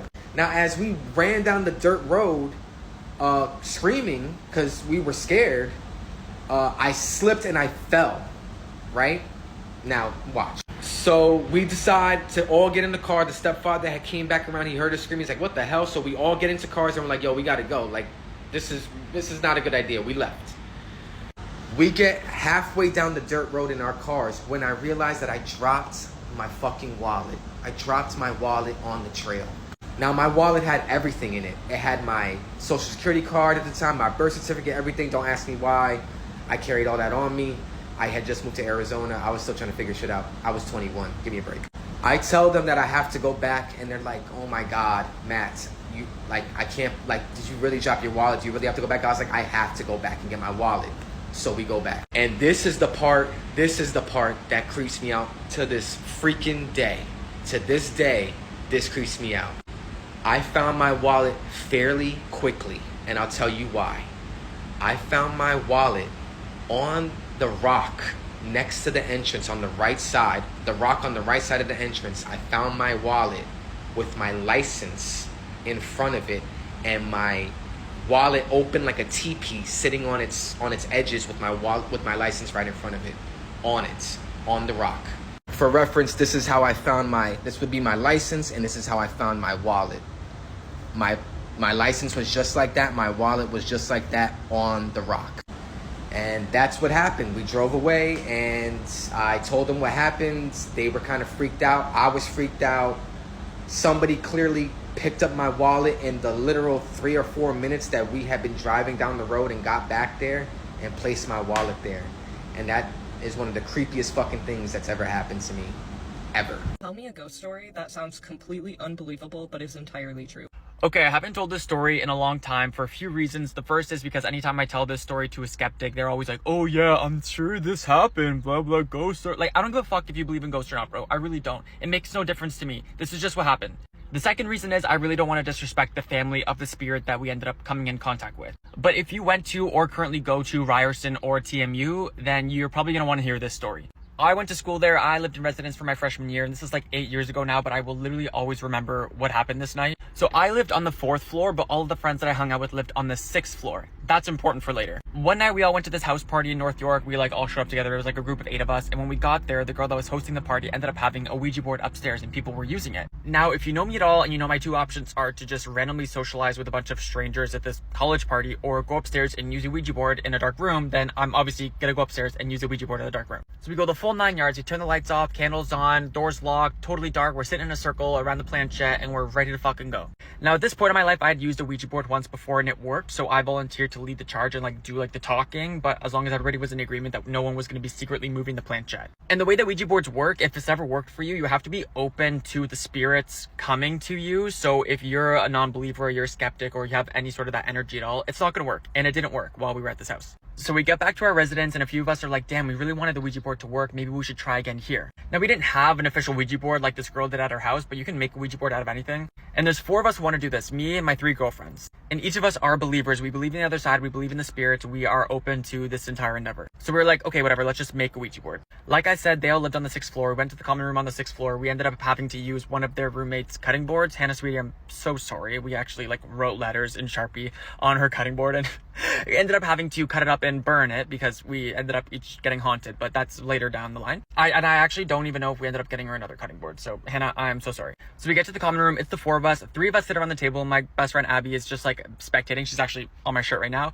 And she's like, I'm gonna watch. I'm not gonna participate because I don't want to be haunted. And I was like, okay, fair enough. I'm actually gonna go and try to commune with the spirits myself. So the 3 of us make like the most solemn vow. We're like, okay, if we're gonna do this, none of us are gonna be secretly pushing the planchette like that won't fly here. About 20 minutes in, when we're about to give up, the planchette moves from the middle of the board down to the word hi. And the 3 of us look at each other, we're stunned because you can tell when the planchette moves. I think we were using a shot glass or something, but like you can tell when that instrument is moving. It's almost like it's moving from the bottom of the object. Like the board itself is like pulling it. Like you could feel if one of the other people around you was moving it. Like you can tell where the force is coming from. The force was coming from below the shot glass, like the rim of the shot glass, because it was upside down and it was like pulling it, and our fingers were just on top of it. So we look at ourselves and we're like, holy fuck, it's working. And obviously we want to know if we're talking to, you know, like some good spirit or the devil himself. So immediately we're like, okay, are you a good spirit or a bad spirit? And it spells out G-O-O-D. So we were like, oh. Next question I asked the spirit, did you die here? Just because I'm a nosy bitch. Planchette moves to the word yes. So now we're stunned. We're gagged. We're like, wait, someone died here. Before we can ask it any more questions, and this is a memory that I will literally never forget, this is something that still haunts me to this day, the planchette or the shot glass we were using starts moving slowly like across the board from like one corner to the other corner, and then it starts going so fast, and I swear to God, the three of us were just in a full-on trance. And my best friend Abby can tell you, because she was watching us from like the outside, from the couch, she was literally looking at us like we were hypnotized. It starts moving back and forth so fast, back and forth, back and forth, back and forth, and then it stops, does a big circle around the board, and goes back to the word hi. I swear to God, the pang of dread that filled my body in that moment, I was like, holy shit, we're talking to a demon. The three of us look at each other and we're just like, oh my God, we can't take our fingers off of it, because now we know that we've summoned something bad, A, and if we just take our fingers off of it, we're each gonna be haunted. So like, we try to say goodbye to it. But like I said, I'm a nosy bitch, so I want to find out like who we're talking to. Am I talking to Satan? Let's figure it out. So the first question I ask, is this the same spirit we were just talking to? The shot glass goes down to the word no. By now it's 3 a.m, which is not the time to be using a Ouija board, by the way. So now we're all pretty scared, and I asked the board, did you hurt the spirit we were just talking to? And the planchette goes down to yes. And so obviously my next question is, are you a bad spirit or a good spirit? And the planchette goes down to bad. And then I ask, do you want to hurt us? And it goes to yes. Immediately the three of us look at each other and we're like, goodbye. And we bring the planchette down to goodbye, because that's how you're supposed to close the tether between you and the spirit when you open it up with the Ouija board. Somehow we managed to go to sleep that night. We're telling our friends the next day all about this, about what happened, whatever, and the week goes on. Nobody really believes us. Everyone thinks that like one of us was secretly moving the planchette the whole time. Now remember, these girls lived in the same room on the 6th floor. I lived on the 4th floor, but there was an American in the room and the rest of us were Canadian. So they had one American flag and one Canadian flag hanging in their room. And they told me for that entire week, every single day at around 5:15-ish, the flags would fall. And they knew this was happening because the sound of it would wake them up. It could be a coincidence that the flags are falling, obviously, because they're not hung up properly, or they're like, whatever's hanging them up is too weak. But every day for a full week at like 5 a.m, that's just like not coincidental. I'm also starting to feel like weird presences. When I'm trying to go to sleep, I had like this dark hallway in my room that led to my front door. Like I lived in a single, and so you had to walk a little bit before you got into like my actual room, and there was no light there, obviously. So whenever I was going to sleep, it literally looked like, I don't even know, it just felt like someone was standing in the darkness watching me sleep. And I think to myself, wow, the good spirits said that they died here, so like let me look up to see if anybody's actually died in this residence. Again, I'm going to keep names out of this out of respect for the family, but you can easily look it up. So we find out not only did a student die in this residence, they died on the 6th floor in the room that these girls were living in. And to make matters even scarier or freakier, the manner of death after autopsy was inconclusive. Like this student had diabetes, so they were like, okay, we're just gonna say that it was like causes by diabetes, but there was actually no like conclusive evidence to show that it was that did this person in. And their time of death was between 5 and 6 a.m. So you can say what you want about Ouija boards, about whatever else about this story. I personally don't care. That's exactly what happened to us, and any of my friends that were there can corroborate it. But if you currently live in residence in Pittman Hall on the 6th floor in that corner unit and weird things are happening, I'm so sorry. That is totally our fault. And Hannah, sweetie, if you see this, let me know where you're at. Let me know your address so I can send you a new cutting board. Sorry. Tell me a ghost story that sounds completely unbelievable but is entirely true. Boy, have I been waiting for a trend like this, because everything that I'm about to tell you are true events that transpired to me and my family from October 2011 until March 2014. So this is the house in question, and I was able to find it online. We rented it through a rental company. After about a week of us moving in, cleaning up, we get a call from this lady who's actually the original owner of the house, and she asked us, hey, can I please stop by to see it one last time? So of course we didn't think anything of it. We're like, of course, stop by, come see it. So it turns out this lady was very sickly. I don't remember what illness she had, but she was leaving for treatment, and the prognosis wasn't looking good. And she was telling us different memories she had with her family in that house. And once we get into my room, it was green and it had this cute little picket fence floral. This is the only picture I have. It's not that good. But it had little bunnies and stuff. And she said, please, if you are going to change anything in this house, do not touch this room. I hand painted this mural with my daughter who passed away. Which at the time we didn't think anything of it. I had no plans of changing it, plus it's a rental. We didn't want to change anything about it. Now, once this lady left is when things started to happen. Now, everything that I'm about to tell you, as it happened, it continued to happen until we left this house. So at this point, we're about 2 weeks into living here, and I'm coming back home from school. I run up the stairs to the right. There's this office space, and the door was slightly open and the light was on. So I just turned off the light and closed the door, and I go to my mom's room. We talk about our day, and then we're gonna walk down the hallway, and we just stop. We stare at each other because I had told her about the light. The door again was open and the light was on. So at this point, we kind of just walk over, we step into the room. There's nothing in there. We said, oh, how weird. Turn off the light, close the door. Now from here on out, there's little sprinklings of this light is on, this door is randomly open, after you had closed it or turned off that light. Nothing crazy. After that, about a month or two in, I had a little miniature pinscher. Her name was Susie. She would start barking all the way at the bottom level towards the garage. Now, the way the house was laid out is that there was a 2-car garage. You would go in and there was a second living room, go up some steps, kitchen, living room, dining room, and then you would go up the stairs and it was the 4 bedrooms and the bathrooms upstairs. But all of a sudden, Susie would start aggressively going downstairs and barking at the garage door. We didn't pay any mind to this because we thought, oh, maybe there's a lizard or some sort of animal or whatever in the garage. Until one day, my dad started seeing this creepy crawl space in the garage. The door would be open. Now, this happened about twice. Mind you, this is weeks, maybe months apart. So we don't really think anything of it. Maybe it's a raccoon that crawled out of it. I don't know. Until one day, Susie had been barking at this door once or twice a week. And one day she goes downstairs. Mind you, all the lights are off. She's barking so aggressively at the garage door, just going at it. And all of a sudden we hear a yelp, just ah! And she comes bolting up the stairs, goes all the way up the second set of stairs and goes into my parents' room under the covers in her bed.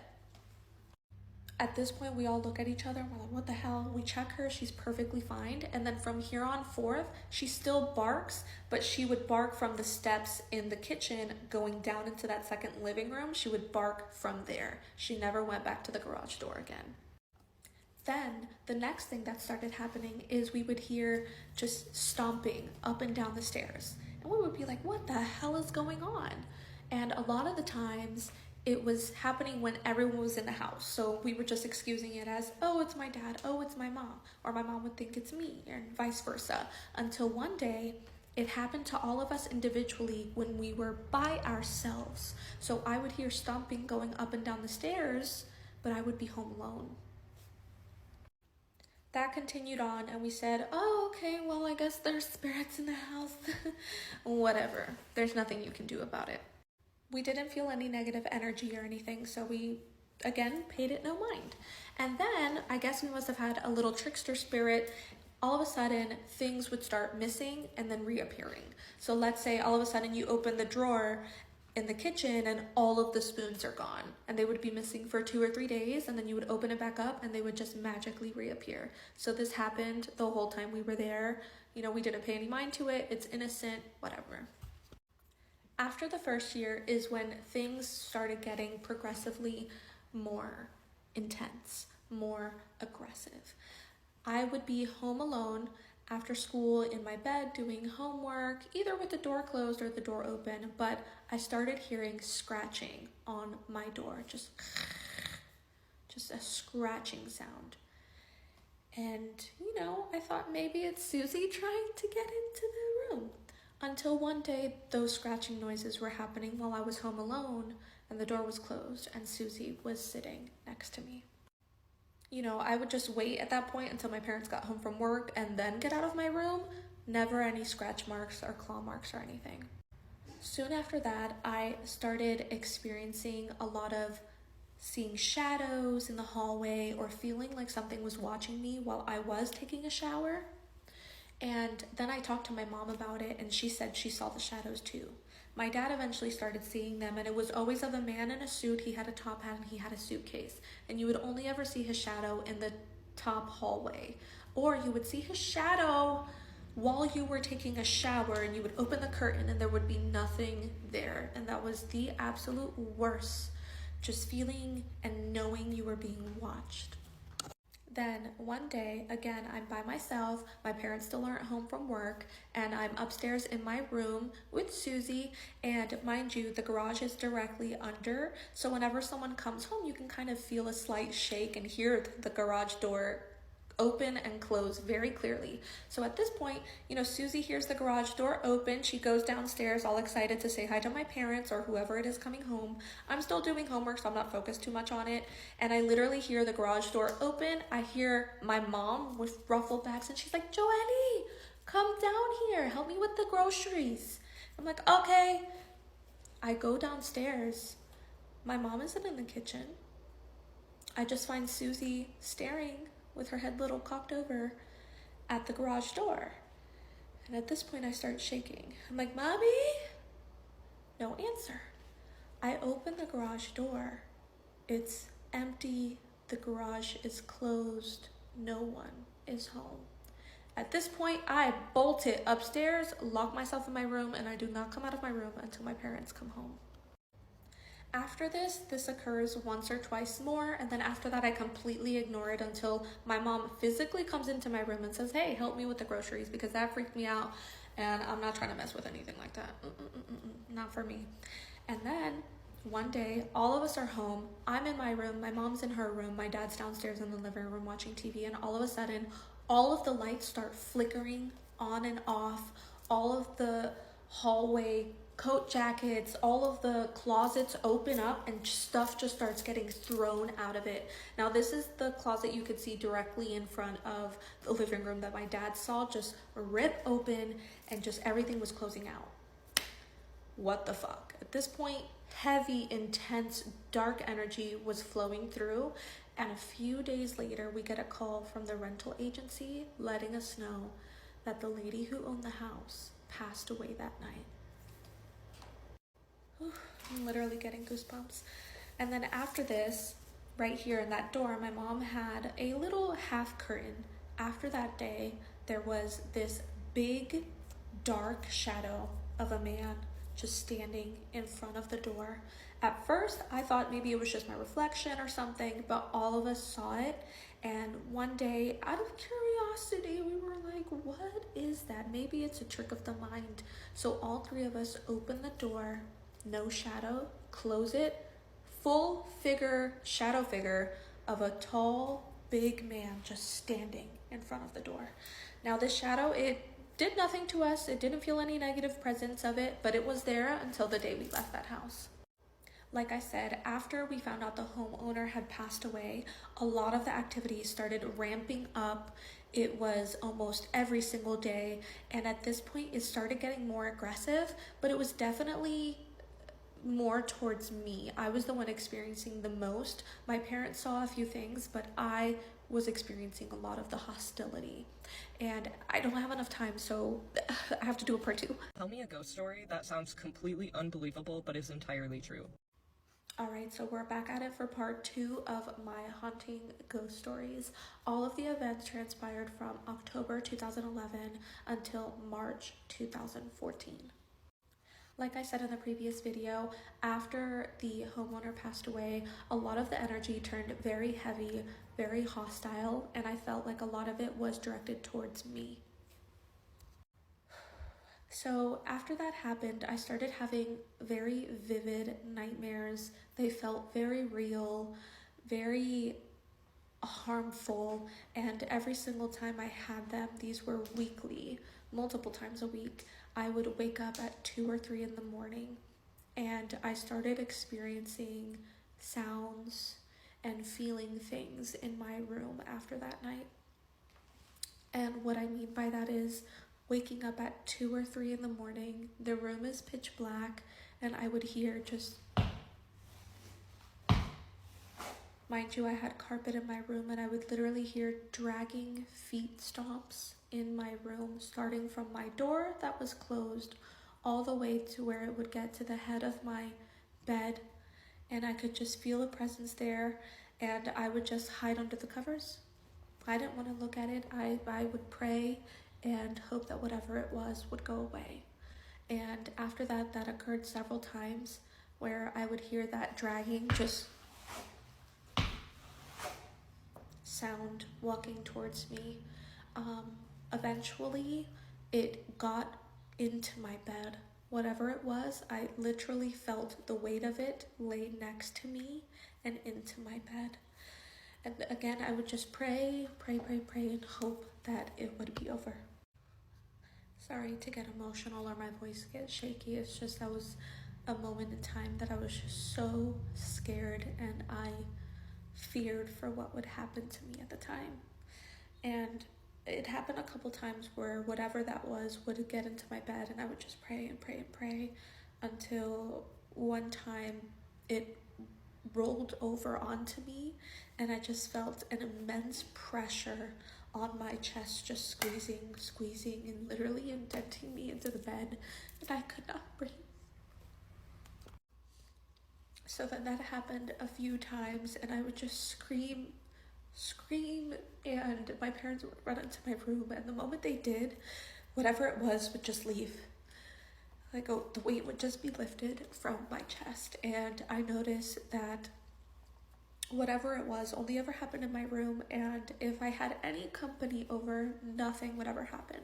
So I was either always at one of my friends' house sleeping over because I did not want to sleep in my room, or I would have them sleeping over at my house and then nothing would ever happen. And then I remember one time I had my girlfriend over, my parents were upstairs, and I was washing dishes while she was behind me just hanging out, and I had my hair in a claw clip. So I was just washing dishes, we were talking, and all of a sudden I feel hands behind me on my claw clip and it just pushes my head down. And I was like, girl, quit playing. And she just looked so scared. And she said, that wasn't me. And I looked at her, I said, what do you mean it wasn't you? She said, that wasn't me. Whatever pushed you just now was not me. And I could see the genuine fear in her eyes. And I turned off the dishes, we ran upstairs, and we went into our room. And, you know, we kind of laugh about it now, but it was legitimate. Whatever it was, I felt hands, and it pushed my head down. Afterwards, we had an instance where my dad was helping out one of his soldiers who was going through a divorce. So he came to stay at our house until he got his stuff gathered and situated during that time. He was at our house for 2 days before he told my dad, I cannot stay at your house anymore. He said, I might sound crazy, but ever since I was little, I see spirits. And he said, this house has a lot of spirits. The majority are good, but there's a few that are very malicious, and the only reason nothing bad has happened to you guys is because those good spirits are fending them off, but they're getting weak. You guys need to leave. So at that point, he just confirmed all of the suspicions we had. And like I said, the energy was getting a lot darker, a lot heavier, a lot more hostile. After he left, I had this one very vivid dream that I remember to this day. I woke up in my dream down the street. So I was walking, kind of jogging back to my house. Everything was dark. Everything was deathly still. Not a single cricket, bird, nothing. It's midnight. The moon was out. I run into my house and there's candles lit everywhere, just like if it was a ceremony. And then I see what I can only describe as a stereotypical demon that you see, the hooves, the red skin, the horns. And he said, I've been waiting for you. And I just bolt upstairs. He chases me and he grabs me in my room and he grabs me by the neck and he stares at me and he just says, I finally got you. And I wake up, I can't breathe. I have a panic attack. Again, it's 2 or 3 in the morning. I tell my parents about it. So at this point, my mom is dead set on getting the house cleansed, getting some holy water. But before that happens, they're out of the house. I'm in the house alone again. And I have my room door shut at this point. I don't want anything entering my room. I have my dog and all of a sudden I hear that scratching again, except it's very persistent, it's very intense, and I just yell at it. I say, leave me alone, leave me alone. And the doorknob starts rattling and the door just bursts open. I get up, I shut the door, lock it. And then all of a sudden, the scratching stops, the door handle stops. You know, I've shut the door at this point, and we have one of these. This isn't the one from the house, but it was an old metal ceiling fan like this. And all I hear is this big metal crashing sound. It sounds like a car crash. And at this point, I'm trembling. I call my parents and I said, can you please come home? At this point, my parents come home, and when I finally get out of my room, speaking with my parents on the phone, and I know they've come home and it's not spirits mimicking them or anything like that, I come out of my room and we look at that ceiling fan, and it is fully dented in. Whatever it was, bashed it in with one punch or throw, whatever it did. And at that point, you know, we had the holy water, we fully cleansed the house, and everything died down. I didn't have the vivid nightmares anymore. Nothing was bothering me in bed or doing anything like that anymore. The only thing that was still there was, I guess, the little trickster spirit moving stuff around or hiding stuff, the stomping up the steps, and the shadow figure up front. After we fully cleansed the house and had someone come in and properly cleanse it using holy water everywhere and making sure to basically cleanse every couple of days, we didn't have any issues for the last few months of being there. And then we left March 2014. My dad got orders. He went to Texas. I was already in college, so I got an apartment in a different area in that town, and by far, that is the absolute worst experience I've ever had with anything paranormal. Hey y'all, so I'm making this video to just go on ahead and answer a lot of the frequently asked questions that I've been seeing in the My Ghost Stories Part 1 and Part 2, just to clarify those. A big one I'm seeing very commonly is, why did my parents leave me home alone so often? And honestly, I will stand by no slander to my parents because they are the most amazing human beings to ever exist, and I love them both so very, very much. So the reason being, this was just circumstance. They both worked 9 to 5. My dad was in the military, my mom was a nurse at a clinic, and I was a full-time student. When I was in high school, my bus would come drop me off at around 3:30, 3:45, so I would be alone for about an hour, hour and a half. And then in college, I made sure to schedule all of my classes.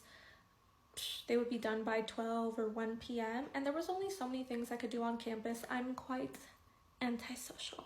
So I would just go home, and I wanted to hang out with Susie. I didn't want to leave her by herself. And yeah, that is why I would end up being home alone.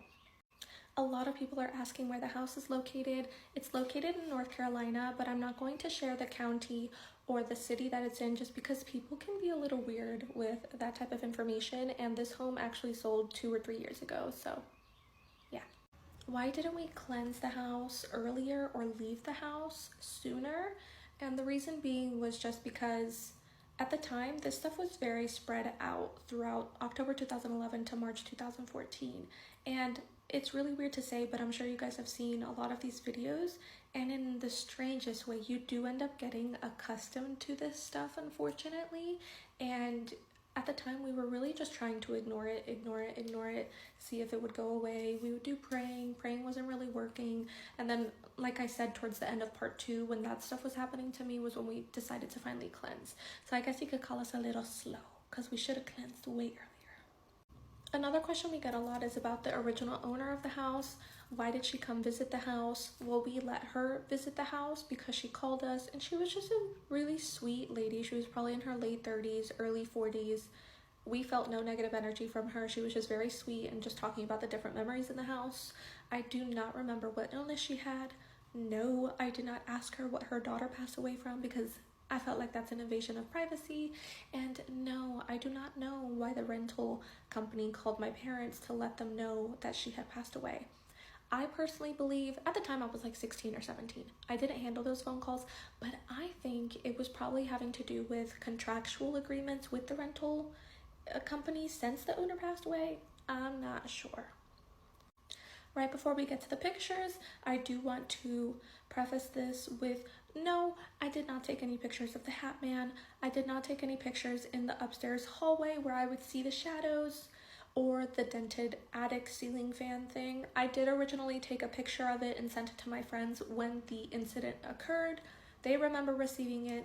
I do not have that picture saved, neither do my friends. And also I did not take a picture of the shadow man that was in the front door at the front of the house, because I don't want that in my phone. Lastly, a lot of people were asking why I went online to find pictures of the house, and the reason being is that we didn't take that many pictures. Mind you, it's 2011 to 2014. Taking pictures wasn't like it was before. Dude, I had an iPhone 4 and those pictures were very grainy and blurry. So yeah, I thought you guys would prefer the higher def quality pictures. But anyways, here we go. Here we are, starting off with little Susie. This was my miniature pincher. She was the cutest thing ever. Super loving, super friendly, quiet, cuddly, just adorable. Unfortunately, Susie is no longer with us. This was many years ago, and she was the best dog ever, honestly. Now, getting into the house. This is the only picture I saw that my mom had posted, and it was while she was in the passenger side while my dad was driving up the driveway. And that's the front of the house. This is the side of the house, as you can see, in the 2-car garage. Now, within that garage is where that creepy crawl space was. I do not have any personal pictures of the inside of the garage or of that crawl space, which is why it was awesome that I was able to find that online. Right, this is a picture of my brother and my mom in that bottom second living room area. So, as you can see, the door without the window and the little latch is the door that led into the garage. This is a family picture of us. This is in that little set of stairs that goes down into that second living room that connects to the garage. Then you go to that second main level of the house that goes kitchen, dining room, living room, and then upstairs is where all the bedrooms and bathrooms are. Here's a picture from our living room that you can clearly see the front door that has that little half curtain I told you guys about, and you can slightly see that coat closet. Here's the picture with my dad. It's a lot clearer to see that coat closet that you could clearly see sitting in the couch in the living room that my dad saw rip open and throw a bunch of stuff out. And another picture from one of our Christmases. You can clearly see that coat closet. Now, this is the original picture I found initially when I made my first post, where you can see that mural that the original owner had painted with her daughter who passed, and I found some more pictures. A very grainy iPhone 4 selfie. You can see the picket fence in the back. And then here you can see the rest of that picket fence going down, and you can see the cute little bunny. Finishing off strong, another picture of little Miss Susie. This was in my bed in that room that has the little mural in it. And well, that's kind of all the pictures I have for you guys that show those key areas from within my story. If there are any additional questions, go on ahead and leave them down below and I'll try to answer all of them. Thanks, guys. Tell me a ghost story that sounds completely unbelievable but is entirely true. I'll go first. This is my third attempt at trying to make this video, and either it gets deleted or like the sound doesn't work, like weird glitches are happening. I don't know why. So I'm gonna try this again. So when I moved to Indiana with my family, I was about 8 years old. We moved into a house in a town called Sweetser. And prior to this, like I didn't know that, like, I mean, I believe in ghosts now, but like at the time I didn't think ghosts were real. I thought it was just stuff in movies. Very religious family. So I was always told when you die, you go to heaven or hell, and that's it. So we moved to this house, and it started off with like, I would maybe hear somebody walking around upstairs where me and my brother's rooms were. I would see like shadows moving on the wall. As I got older, I always heard a child crying in this one specific corner of my bedroom, like on the opposite side of where my bed was at. Every night I would hear a child crying. I would turn my music up all the way up as loud as it would go because I knew I was going to hear it, and it always scared me. But I think two of the more disturbing things that happened at this house actually happened to my little brother, and then after that, my dad. It was a lot more intense than anything I had experienced in terms of that. sort of thing. So one night I was staying the night with my grandparents. They lived in the same town, just like on the other side of town. And my parents knew that I was going, like it had already been planned that I was going to stay with them that weekend, and my brother was going to stay at home because he was younger than me. And we just, you know, siblings sometimes need space from each other, I guess. So my parents are in the room, which is on the ground floor of the house on the opposite side of where the staircase was that led up to me and my brother's room. And so they're in their bedroom, they're watching TV, whatever. They hear my brother start yelling from upstairs. And they're, you know, wondering maybe he's playing, is he being really loud? What's going on? So he busts into my parents' bedroom and he's crying, he's yelling, he's like really upset. And he says, "Katie won't stop trying to scare me. Can you please tell her to leave me alone?" Now my parents know that I'm not home. So they kind of look at each other and they look at my brother and they're like, "What do you mean Katie's trying to scare you? Like, what do you mean by that?" Because they didn't want to tell him I wasn't home because they wanted to hear what he had to say first, so they didn't freak him out. And he said, "Katie keeps coming into the hallway with her blanket over her head, and she keeps staring at me. And every time I tell her to stop, she just keeps staring. And then she'll walk back into her bedroom, she'll come back out, and she'll just keep staring." And this freaked my parents out because up until this point, I was the one that spoke up about it the most.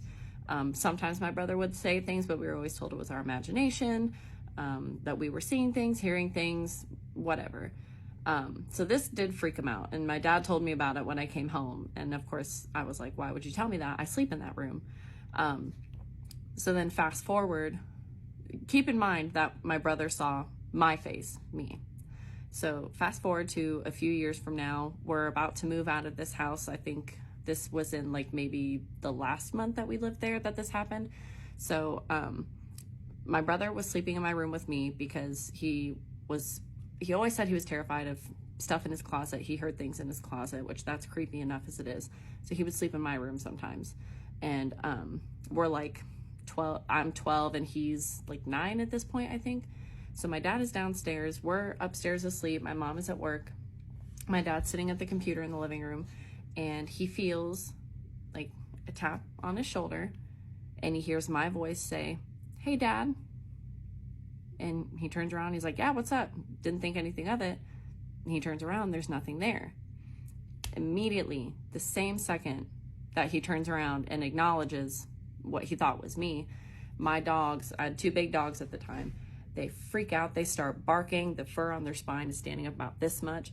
They take off to one side of the room, they both look up at the ceiling, and then my dad said it was the freakiest thing, perfectly in sync. Their heads start moving. They see something, and then they go to the other wall and they stare and their heads are moving in sync. And then my door slams shut upstairs. So my dad books it up the stairs, see what's going on. Like, he's freaked out. He goes upstairs, he opens my bedroom door. My brother and I are both just sleeping. We had like a little mini DVD player thing on to watch movies because again, we didn't like when it was quiet at night because that's when you hear things. So he takes one of my boxes of stuff that was packed up for the move. He puts it in front of the door and he goes back downstairs. The second that he is off the stairs and back on the ground floor, my door slams shut again. He goes right back upstairs, opens my door. My brother and I are still sound asleep, and the box of stuff that he put in front of the door is on the opposite side of the room, spilled over. So he's really freaked out now. He calls my mom. He's like, "When are you coming home? Like, this is what's going on. I'm scared." And I don't think he actually told us about it until later. And to this day, I mean, this was like, gosh, I don't even know, like almost like 15, 16 years ago, maybe. And my brother doesn't remember anything. Like, anytime I bring it up, we talk about the creepy things that happen. Like, my dad remembers, my mom remembers, my brother's like, "I don't know what you're talking about." It's like he completely blocked it out. But I think what sounds unbelievable, like when I talk to people about this, is like, I was young, my brother was young, they're like, maybe it was your imagination, maybe you were like processing trauma and, you know, whatever. But what makes me question it now is like, my brother saw my face, my dad heard my voice, and the more I learn about different supernatural things, the more it freaks me out because of, you know, mimics. And yeah, so it just freaks me out. Once we moved out of the house, nothing happened at our new house. Nothing's really happened actually to any of us since then. The house I live in now, sometimes I think I see stuff out of the corner of my eye. I might see shadows move around, but nothing that makes me feel unsafe. Nothing that seems to have like a negative presence, so I don't really think anything of it. But yeah, that to this day, anytime I think about that house, it gives me chills, and I don't know. I think I try to talk about it to people I trust, but people kind of look at me like I'm crazy, so I'm intrigued to see what you guys think about it. Tell me a ghost story that sounds completely unbelievable but is entirely... Okay, I got one for you, and this one sounds not even bizarre. It just sounds like I'm crazy. So if anybody has answers as to what the fuck I seen, let me know in the comments. So we would stay at my great-grandmother's house. That was huge property, by the way, like huge. And it was a family reunion. We were the first ones to get there that night. And in the room that we stayed in was a huge room. It was able to fit 3 beds, 3 queen beds, and a wardrobe in the corner, and like our suitcases. It was a really big room.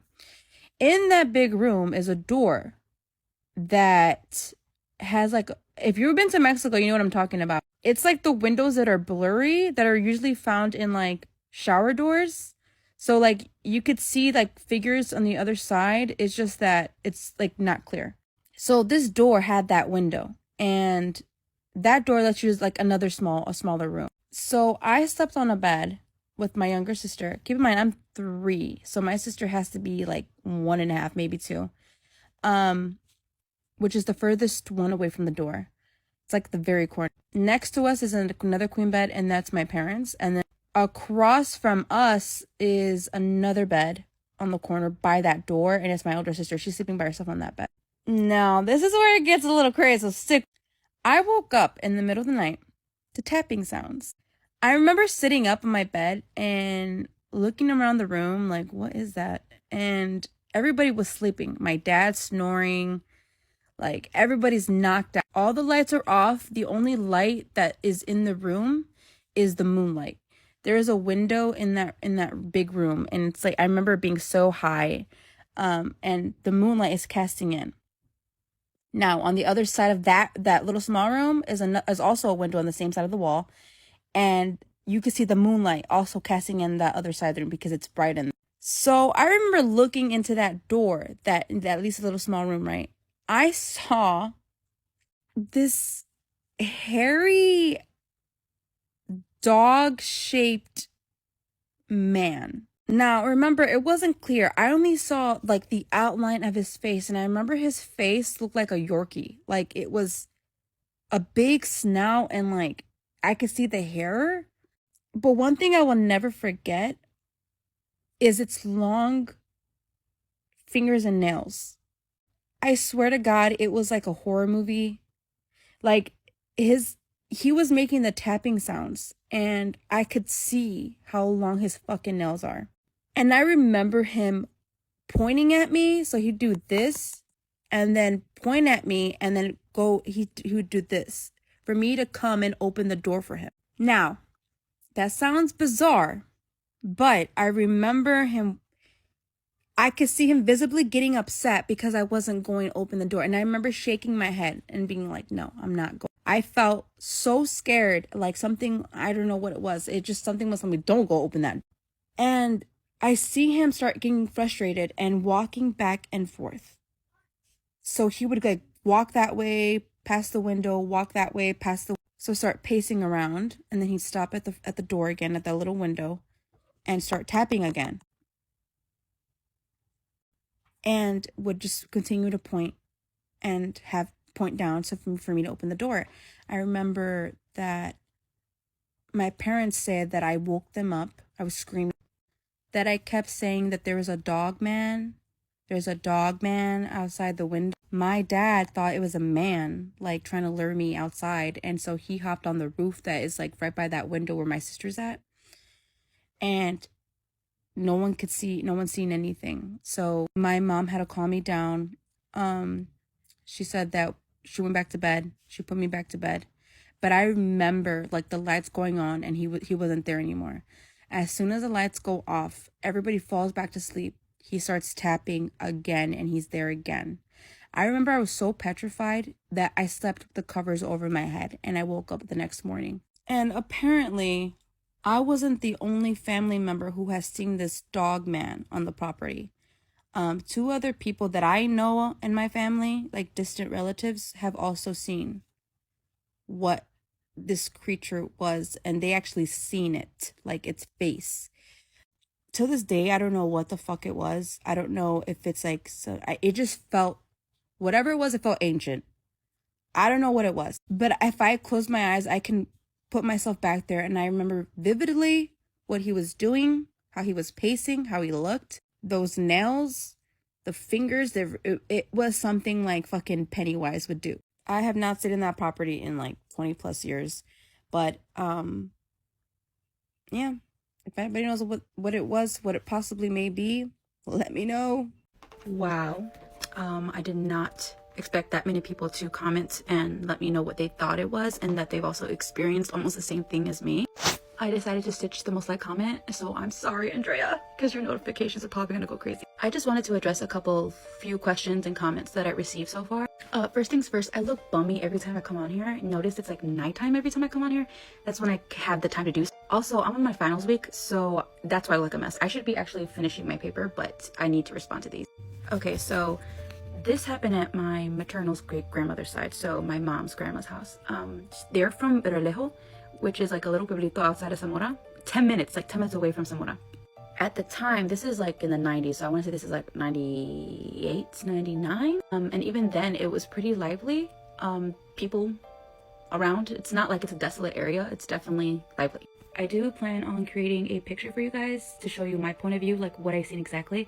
I need to get through this finals week, and then I'll be able to create and, post that. So the other 2 people that seen his face and seen him in the same room. That's what's weird. And the people that seen them were teenagers at the time. So you guys can say, oh, well, you're 3, you probably don't remember. How do you even remember? These people are teenagers when they seen him, and they are my mom's cousins. And from what I remember, oh, the freezer made a noise, like the ice cubes. Oh my god, that literally, I don't really like talking about this because it tweaks me out for days. Anyways, his face, okay, it was so terrifying that his eyes look like this, like that, like that. His eyes look like that. That's what I was told, allegedly.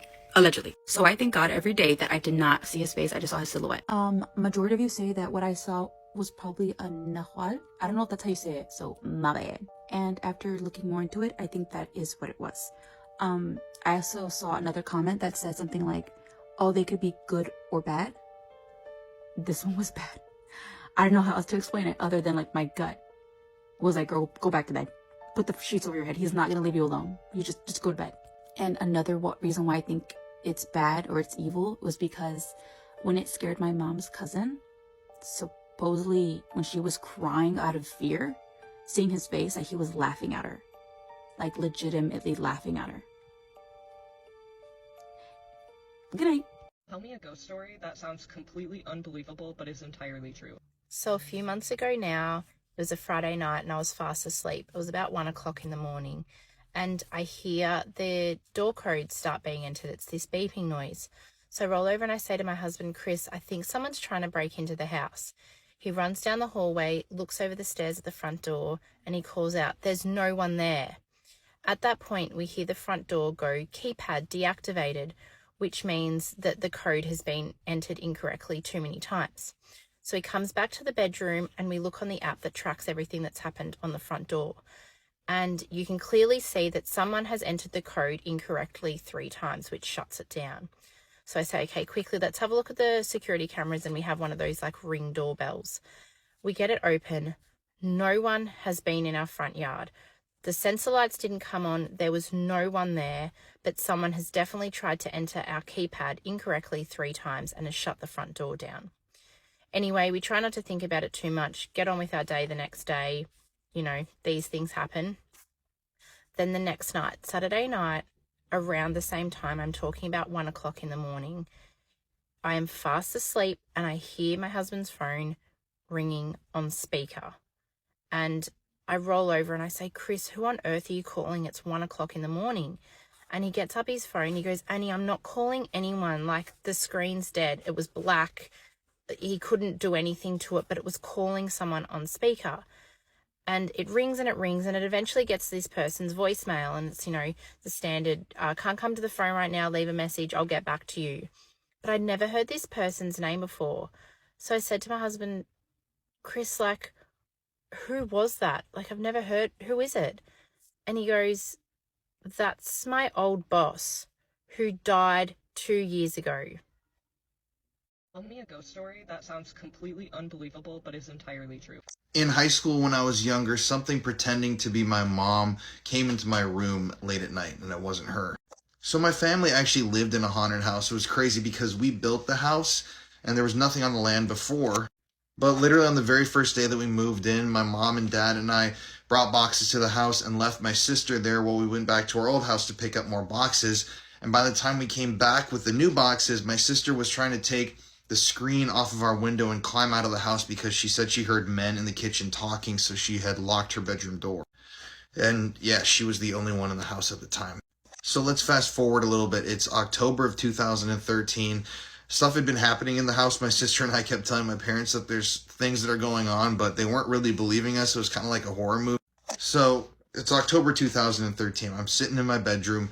Here's my room. My sister's room is right here. A long hallway right here, then an open floor plan with a kitchen, living room, and then my parents' bedroom on the other side of the kitchen. So I heard somebody moving around dishes and stuff in the actual kitchen area. So I thought it was my mom. I said, hey, Mom, are you out there?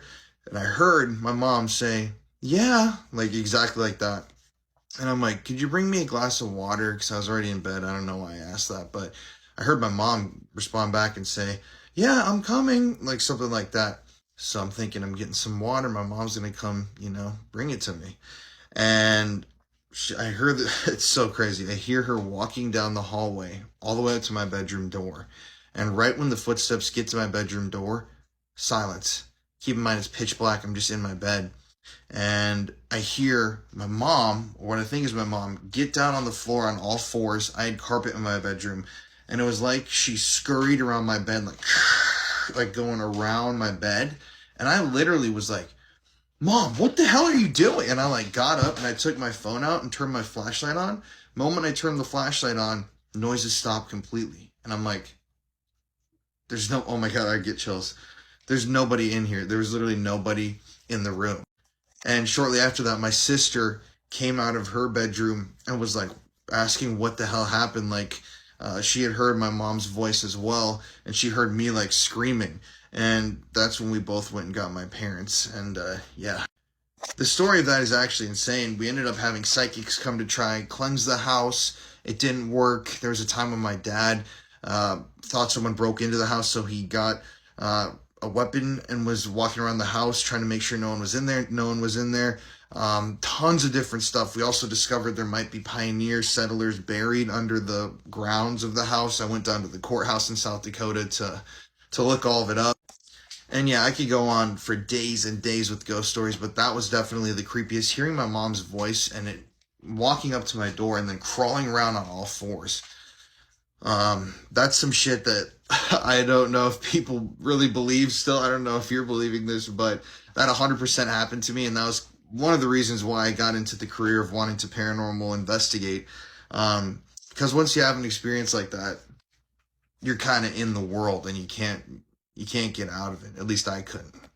Tell me a ghost story that sounds completely unbelievable but is entirely If you scare easily, go ahead and exit right now. When my grandmother was in hospice, she hospiced under the care of my mom and my aunt in this home. As it got closer to the end, my grandma would kind of swat and be like, do you see them? Do you see them? They're just flying all around me. They're flying all around me. She would also say that she sees a man in the corner. One day my mother was in the bathroom doing her hair and my aunt was going to the store.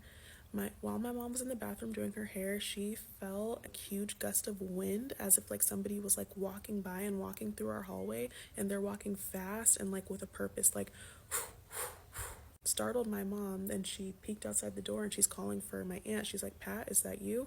And it wasn't my aunt. And then it happened again and she sees somebody walking by and my mom was like, what what the heck is going on? My mom just gets this really weird feeling, and she goes into my grandma's room and she's like, hey mom, are you okay? And my grandma was like, did you see him? And my mom was like, yeah mom, I saw him. He starts speaking to it, starts saying, hey, I think I know who you are. We're not ready for her to go. And my mom said that it was a cloaked figure, like a pale cloaked figure with like a button-up shirt with a high collar, like ruffled high collar up to here, ruffles on the sleeves, and like a hat that Abraham Lincoln used to wear, like a top hat, like a few days past. My grandma is watching Judge Judy, because that's what my grandma loved Judge Judy. And my mom is in there, and Judge Judy had just gone off, and my mom goes in there and she's like, hey mommy, ask my grandma if she wants to watch the Today Show now, because Gladys Knight and the Pips are going to be performing. And my mom has her back turned to my grandma, and my grandma's back here laying down. And my mom says, she's like, hey mom, do you want to watch the Today Show? Gladys Knight and the Pips are on. And my grandma said, no, he's here. And my mom says, who's here, mom? And when my mom turned around, my grandma had passed. Like, my grandma was dead. She was gone. She said, no, he's here. And she was gone. It was the angel of death. Angel of death came and took her soul. Yeah, he's here.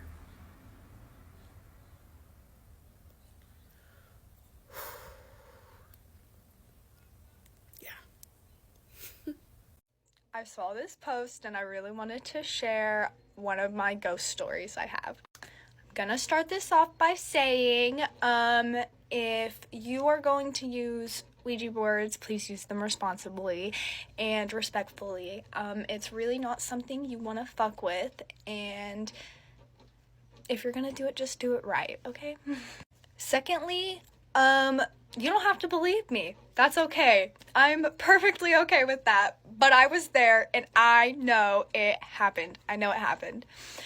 So, basically my friends and I, there was 3 of us in total. We had played with the Ouija board before, so we weren't like new to it. And we decided that we were gonna go to the lake and play the Ouija board there. So we pulled up to the lake around, I want to say it was like 8 or 9, and then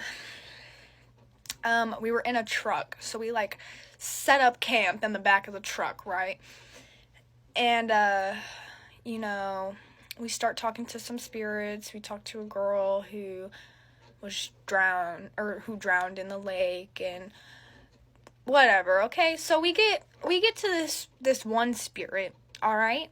And we'd always ask like the same couple questions, right? You know, like, is anyone there? What's your name? How did you die? Or what year did you die, I should say.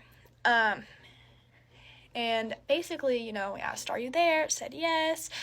We asked, what's your name? And it goes to spell out Zozo. And we're like, like, don't say that. And a little preface, if you don't know, like, Zozo is a bad omen and you don't want it to be said, or like you don't want the spirit to say that. Like, it's just not something you want to mess with.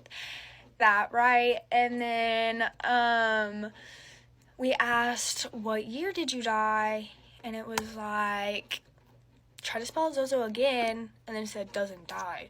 So it's like, Zozo doesn't die. And we're like, okay. And then it started saying some weird stuff like, I'm watching y'all, I'm always watching. And then it said, orange light, look under there. And across the lake was an orange street light, and under it was a black figure just fucking standing there. And when I tell you, we were in utter shock. We were like, is that you? And he's like, yeah, that's me. Like, come over here. Like, y'all need to come over here. And eventually, you know, we just said goodbye to that spirit and was like, oh, that's a little weird, right? Like, that's kind of crazy. But we stuck around and talked to some other spirits, and then, I think, I want to say like 30, 45 minutes go by, and then we're like, should we go over there? And so we do. So we pull up over there, and it's like a one entrance exit area. And we pull in, and as soon as we pull in, we notice that there's no one under the street light.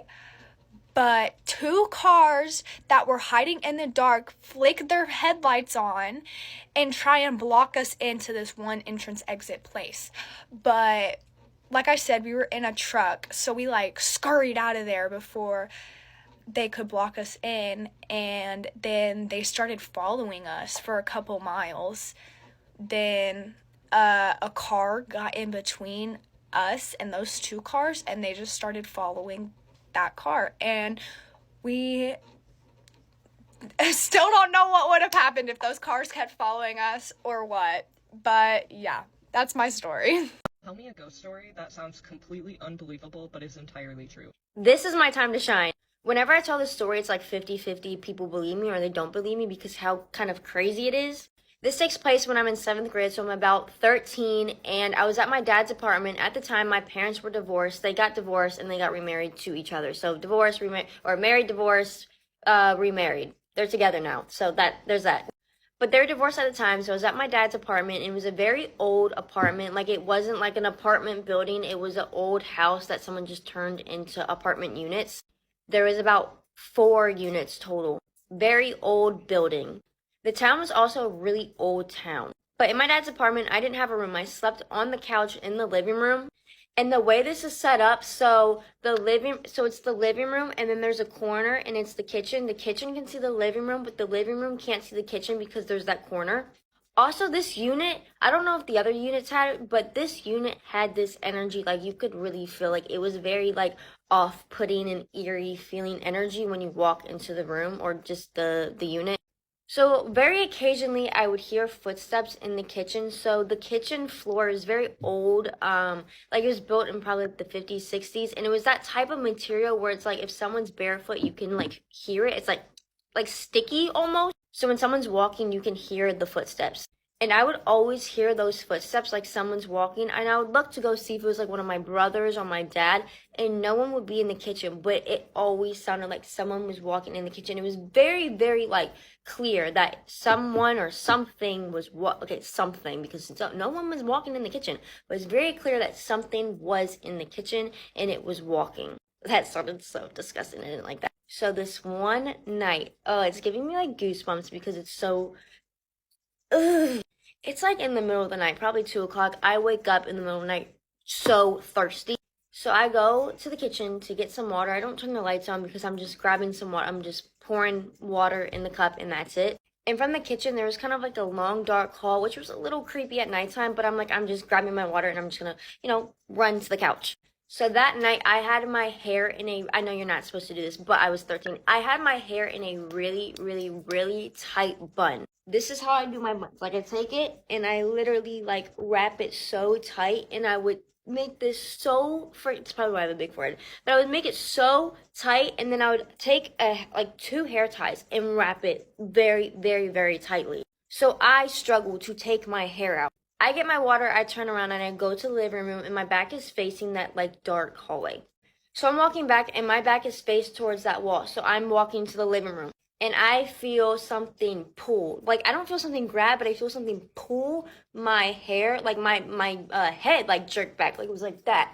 Like, it was like something went oh, my neck cracked. But it was like someone went like that. And my hair just completely falls out. Like, my hair fell out of the bun. And it was in such a tight bun that even I struggled with it. So, So I run into the couch, and I just start screaming at the top of my lungs. And my dad comes out. I told him what happened, and he was like, whatever ghost is here, if you're not paying rent, get out. And after that, we didn't have really any issues. I didn't really hear on the kitchen floor anymore. I did feel the energy, but after that, nothing happened. Tell me a ghost story that sounds completely unbelievable but is entirely true. I'll go first. All right, so like a lot of people on this trend, this is not my usual content, but I think it's a cool opportunity for all of us to tell our story, and I thought I would share mine. So in 2011, I was a camp counselor at a Christian sports camp in Golden, Missouri. And I really didn't know what I was getting myself into. It was just supposed to be a summer job in between semesters. And wow, it actually kind of changed my life. So this camp was broken up into two major demographics. The way they marketed their camp, one of their camps was marketed more towards wealthy white campers, and the other camp, which is the one I worked at, was more geared towards at-risk communities, Black and Latinx individuals, high school kids. And so for me, I felt that that was going to be the most impactful. I didn't really want to have a job that didn't mean anything to me. I wanted to do something bigger than myself. And at the time, I was super immersed in church, and I thought this was a cool opportunity to share my gifts and maybe be a mentor for some of these kids. So historically, some of these campers that get brought in, and they're brought in from all across the country. Some of them have gotten violent. There's been contraband brought in. So we had to have a week of preparation. Just the leaders, the camp counselors, and the directors would prepare the counselors for summer camp. It was broken up into 3 sessions, the camp itself. The training was just a week in May. And there were sessions from June all the way to end of July.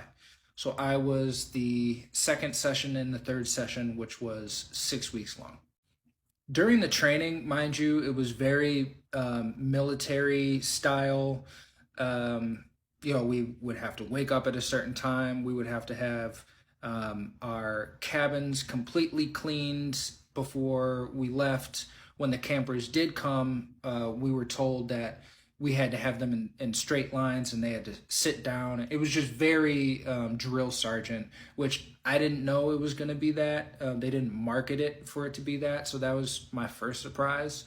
During the training, I was pulled aside and was told by the directors and a couple leaders, hey, David, you fit the body build, and you fit the fact that you don't have any tattoos.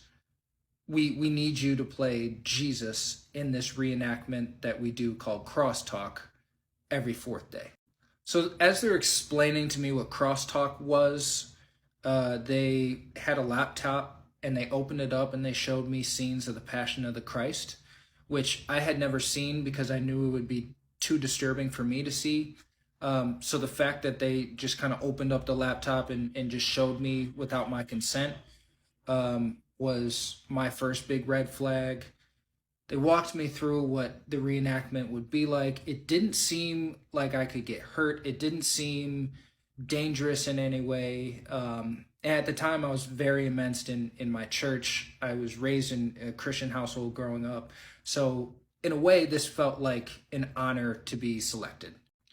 But that night, and maybe it was a couple nights after, I just felt super uneasy.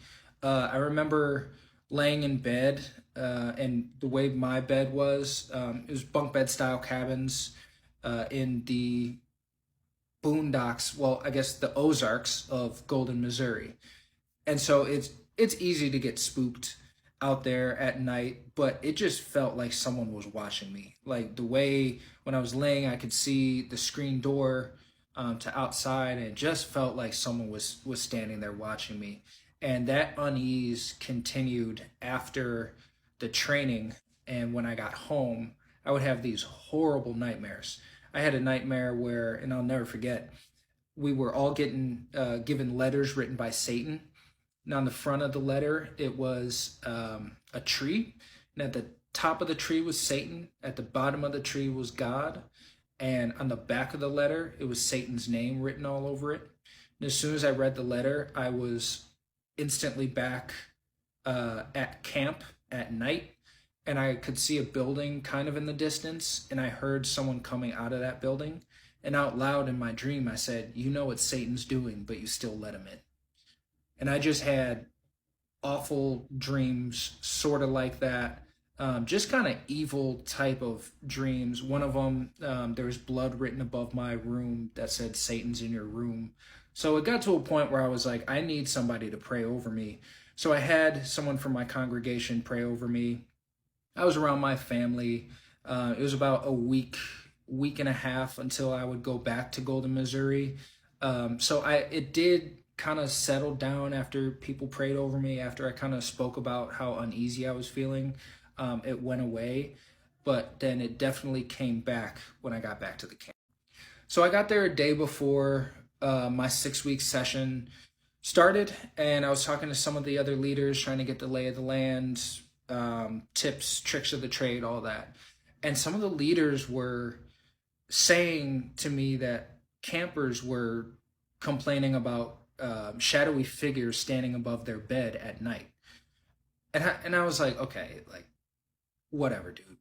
Like, okay, kids being kids, or like, you're just trying to scare me. Didn't think anything of it. So I jumped into my sessions, and the first crosstalk happened, and I was super nervous, and it was a lot more intense than I thought, a lot more intense than the leaders and directors made it seem. And as the weeks progressed, it got more and more violent. I'll never forget, there was one week that the director came up to us backstage and said, we really need to sell it tonight. And that's when I believe I got a concussion, because I was hit so hard. And the people who were supposed to be the guards in the reenactment, they were bodybuilders, they were ex-football players, they were big dudes. So it was already just, it wasn't right. So as each week passes, we get different groups of kids each week, mind you. So as each week passes, I'm starting to feel just heavier and heavier, especially around the 4th day. I would be in tears right after having to do this reenactment. I kind of chalked it up to just, having spiritual experience. I think it was a lot deeper than that. And so like my mood was very heightened. I felt almost like a veil was being lifted. I say that to say there was this one time, and it was during 4th of July. The camp threw a party, a 4th of July party, and a kid had split his pants. Something stupid. So I had to walk this kid up back to his cabin to make sure that he, changed his pants. We couldn't keep these kids couldn't be alone. That was part of our rules, so they had to be accompanied when certain things like this happen. So I was like, all right, run into the cabin. I'll wait outside. So as we're walking up to the cabin, we hear what sounds like a parade in the distance. We can't see anything, but we hear, to me, it sounded like drums, like percussion. And then it sounded like a chainsaw, and then it sounded like drums again. So I couldn't figure out what that sound was. And as I'm thinking about what that sound was, not too far in front of us was a patch of trees. And we both stop in our tracks because we see this figure, this person walking amongst trees, walks behind a tree, and disappears, completely disappears. Now, at the time, I was like, okay, there's someone here that shouldn't be here. So I went into the patch of trees to look to see who it was, what was going on, and no one was there. Nobody was there. There was no sign of anybody there. The kid next to me saw it. I saw it. He ran inside, changed his pants, came out, and I told the directors about this, and I described the person. It was someone just, wearing jeans. It seemed like a white man, an older white man, basic looking. And the directors say, yeah, we saw him before when we were trying to build this place. He came up to us, and part 2 is coming up. Okay, sorry, part 2. So I'm telling the director about this person, something, apparition, something that I saw. And he goes, yeah, when we were building this this camp, there was a man who approached us and asked, what are you guys doing? And we said, we're building a camp to tell kids about God. And he goes, that's what you think. And he walked away. And apparently the directors all looked at each other, and then they looked back and he was gone. And apparently that's the same person, or the person fits the description of what I saw. Whether or not that's true, I don't know. I know what I saw. That kid knows what he saw. That was the only time in my life that I saw something that was as a result of the veil being open.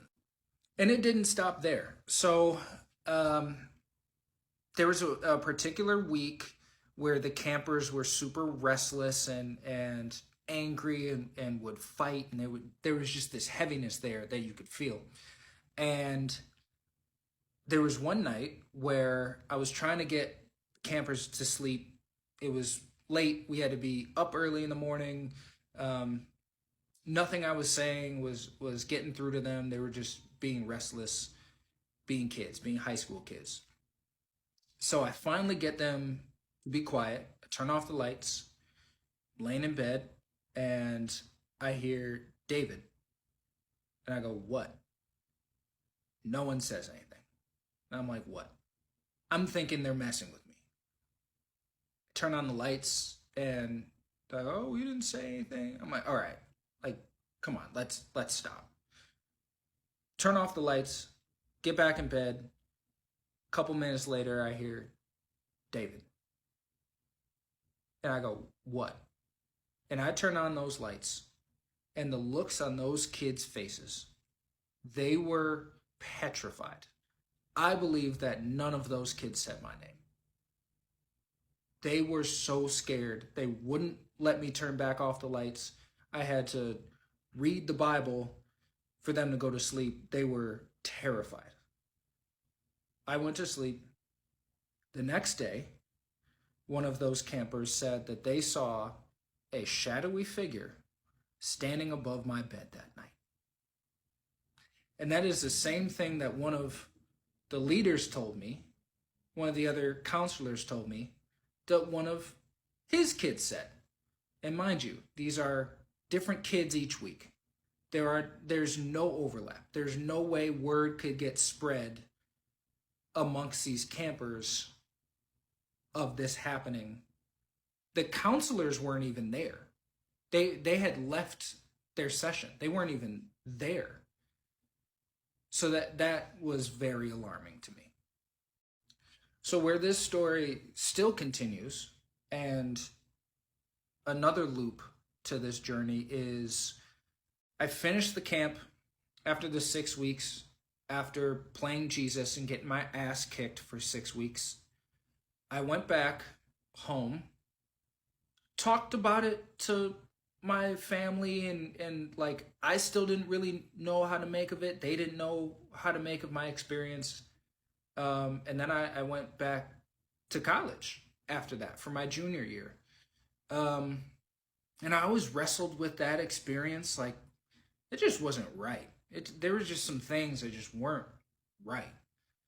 Come to find, a couple years ago, so recently, my mom sends me an article about the camp. And the article, the title of the article says the name of the camp, and it says they aren't who they say they are. And in this article are accounts of horrible SA to previous campers that has happened for years, decades actually. And so reading that and realizing, okay, my experience wasn't right. This camp isn't right.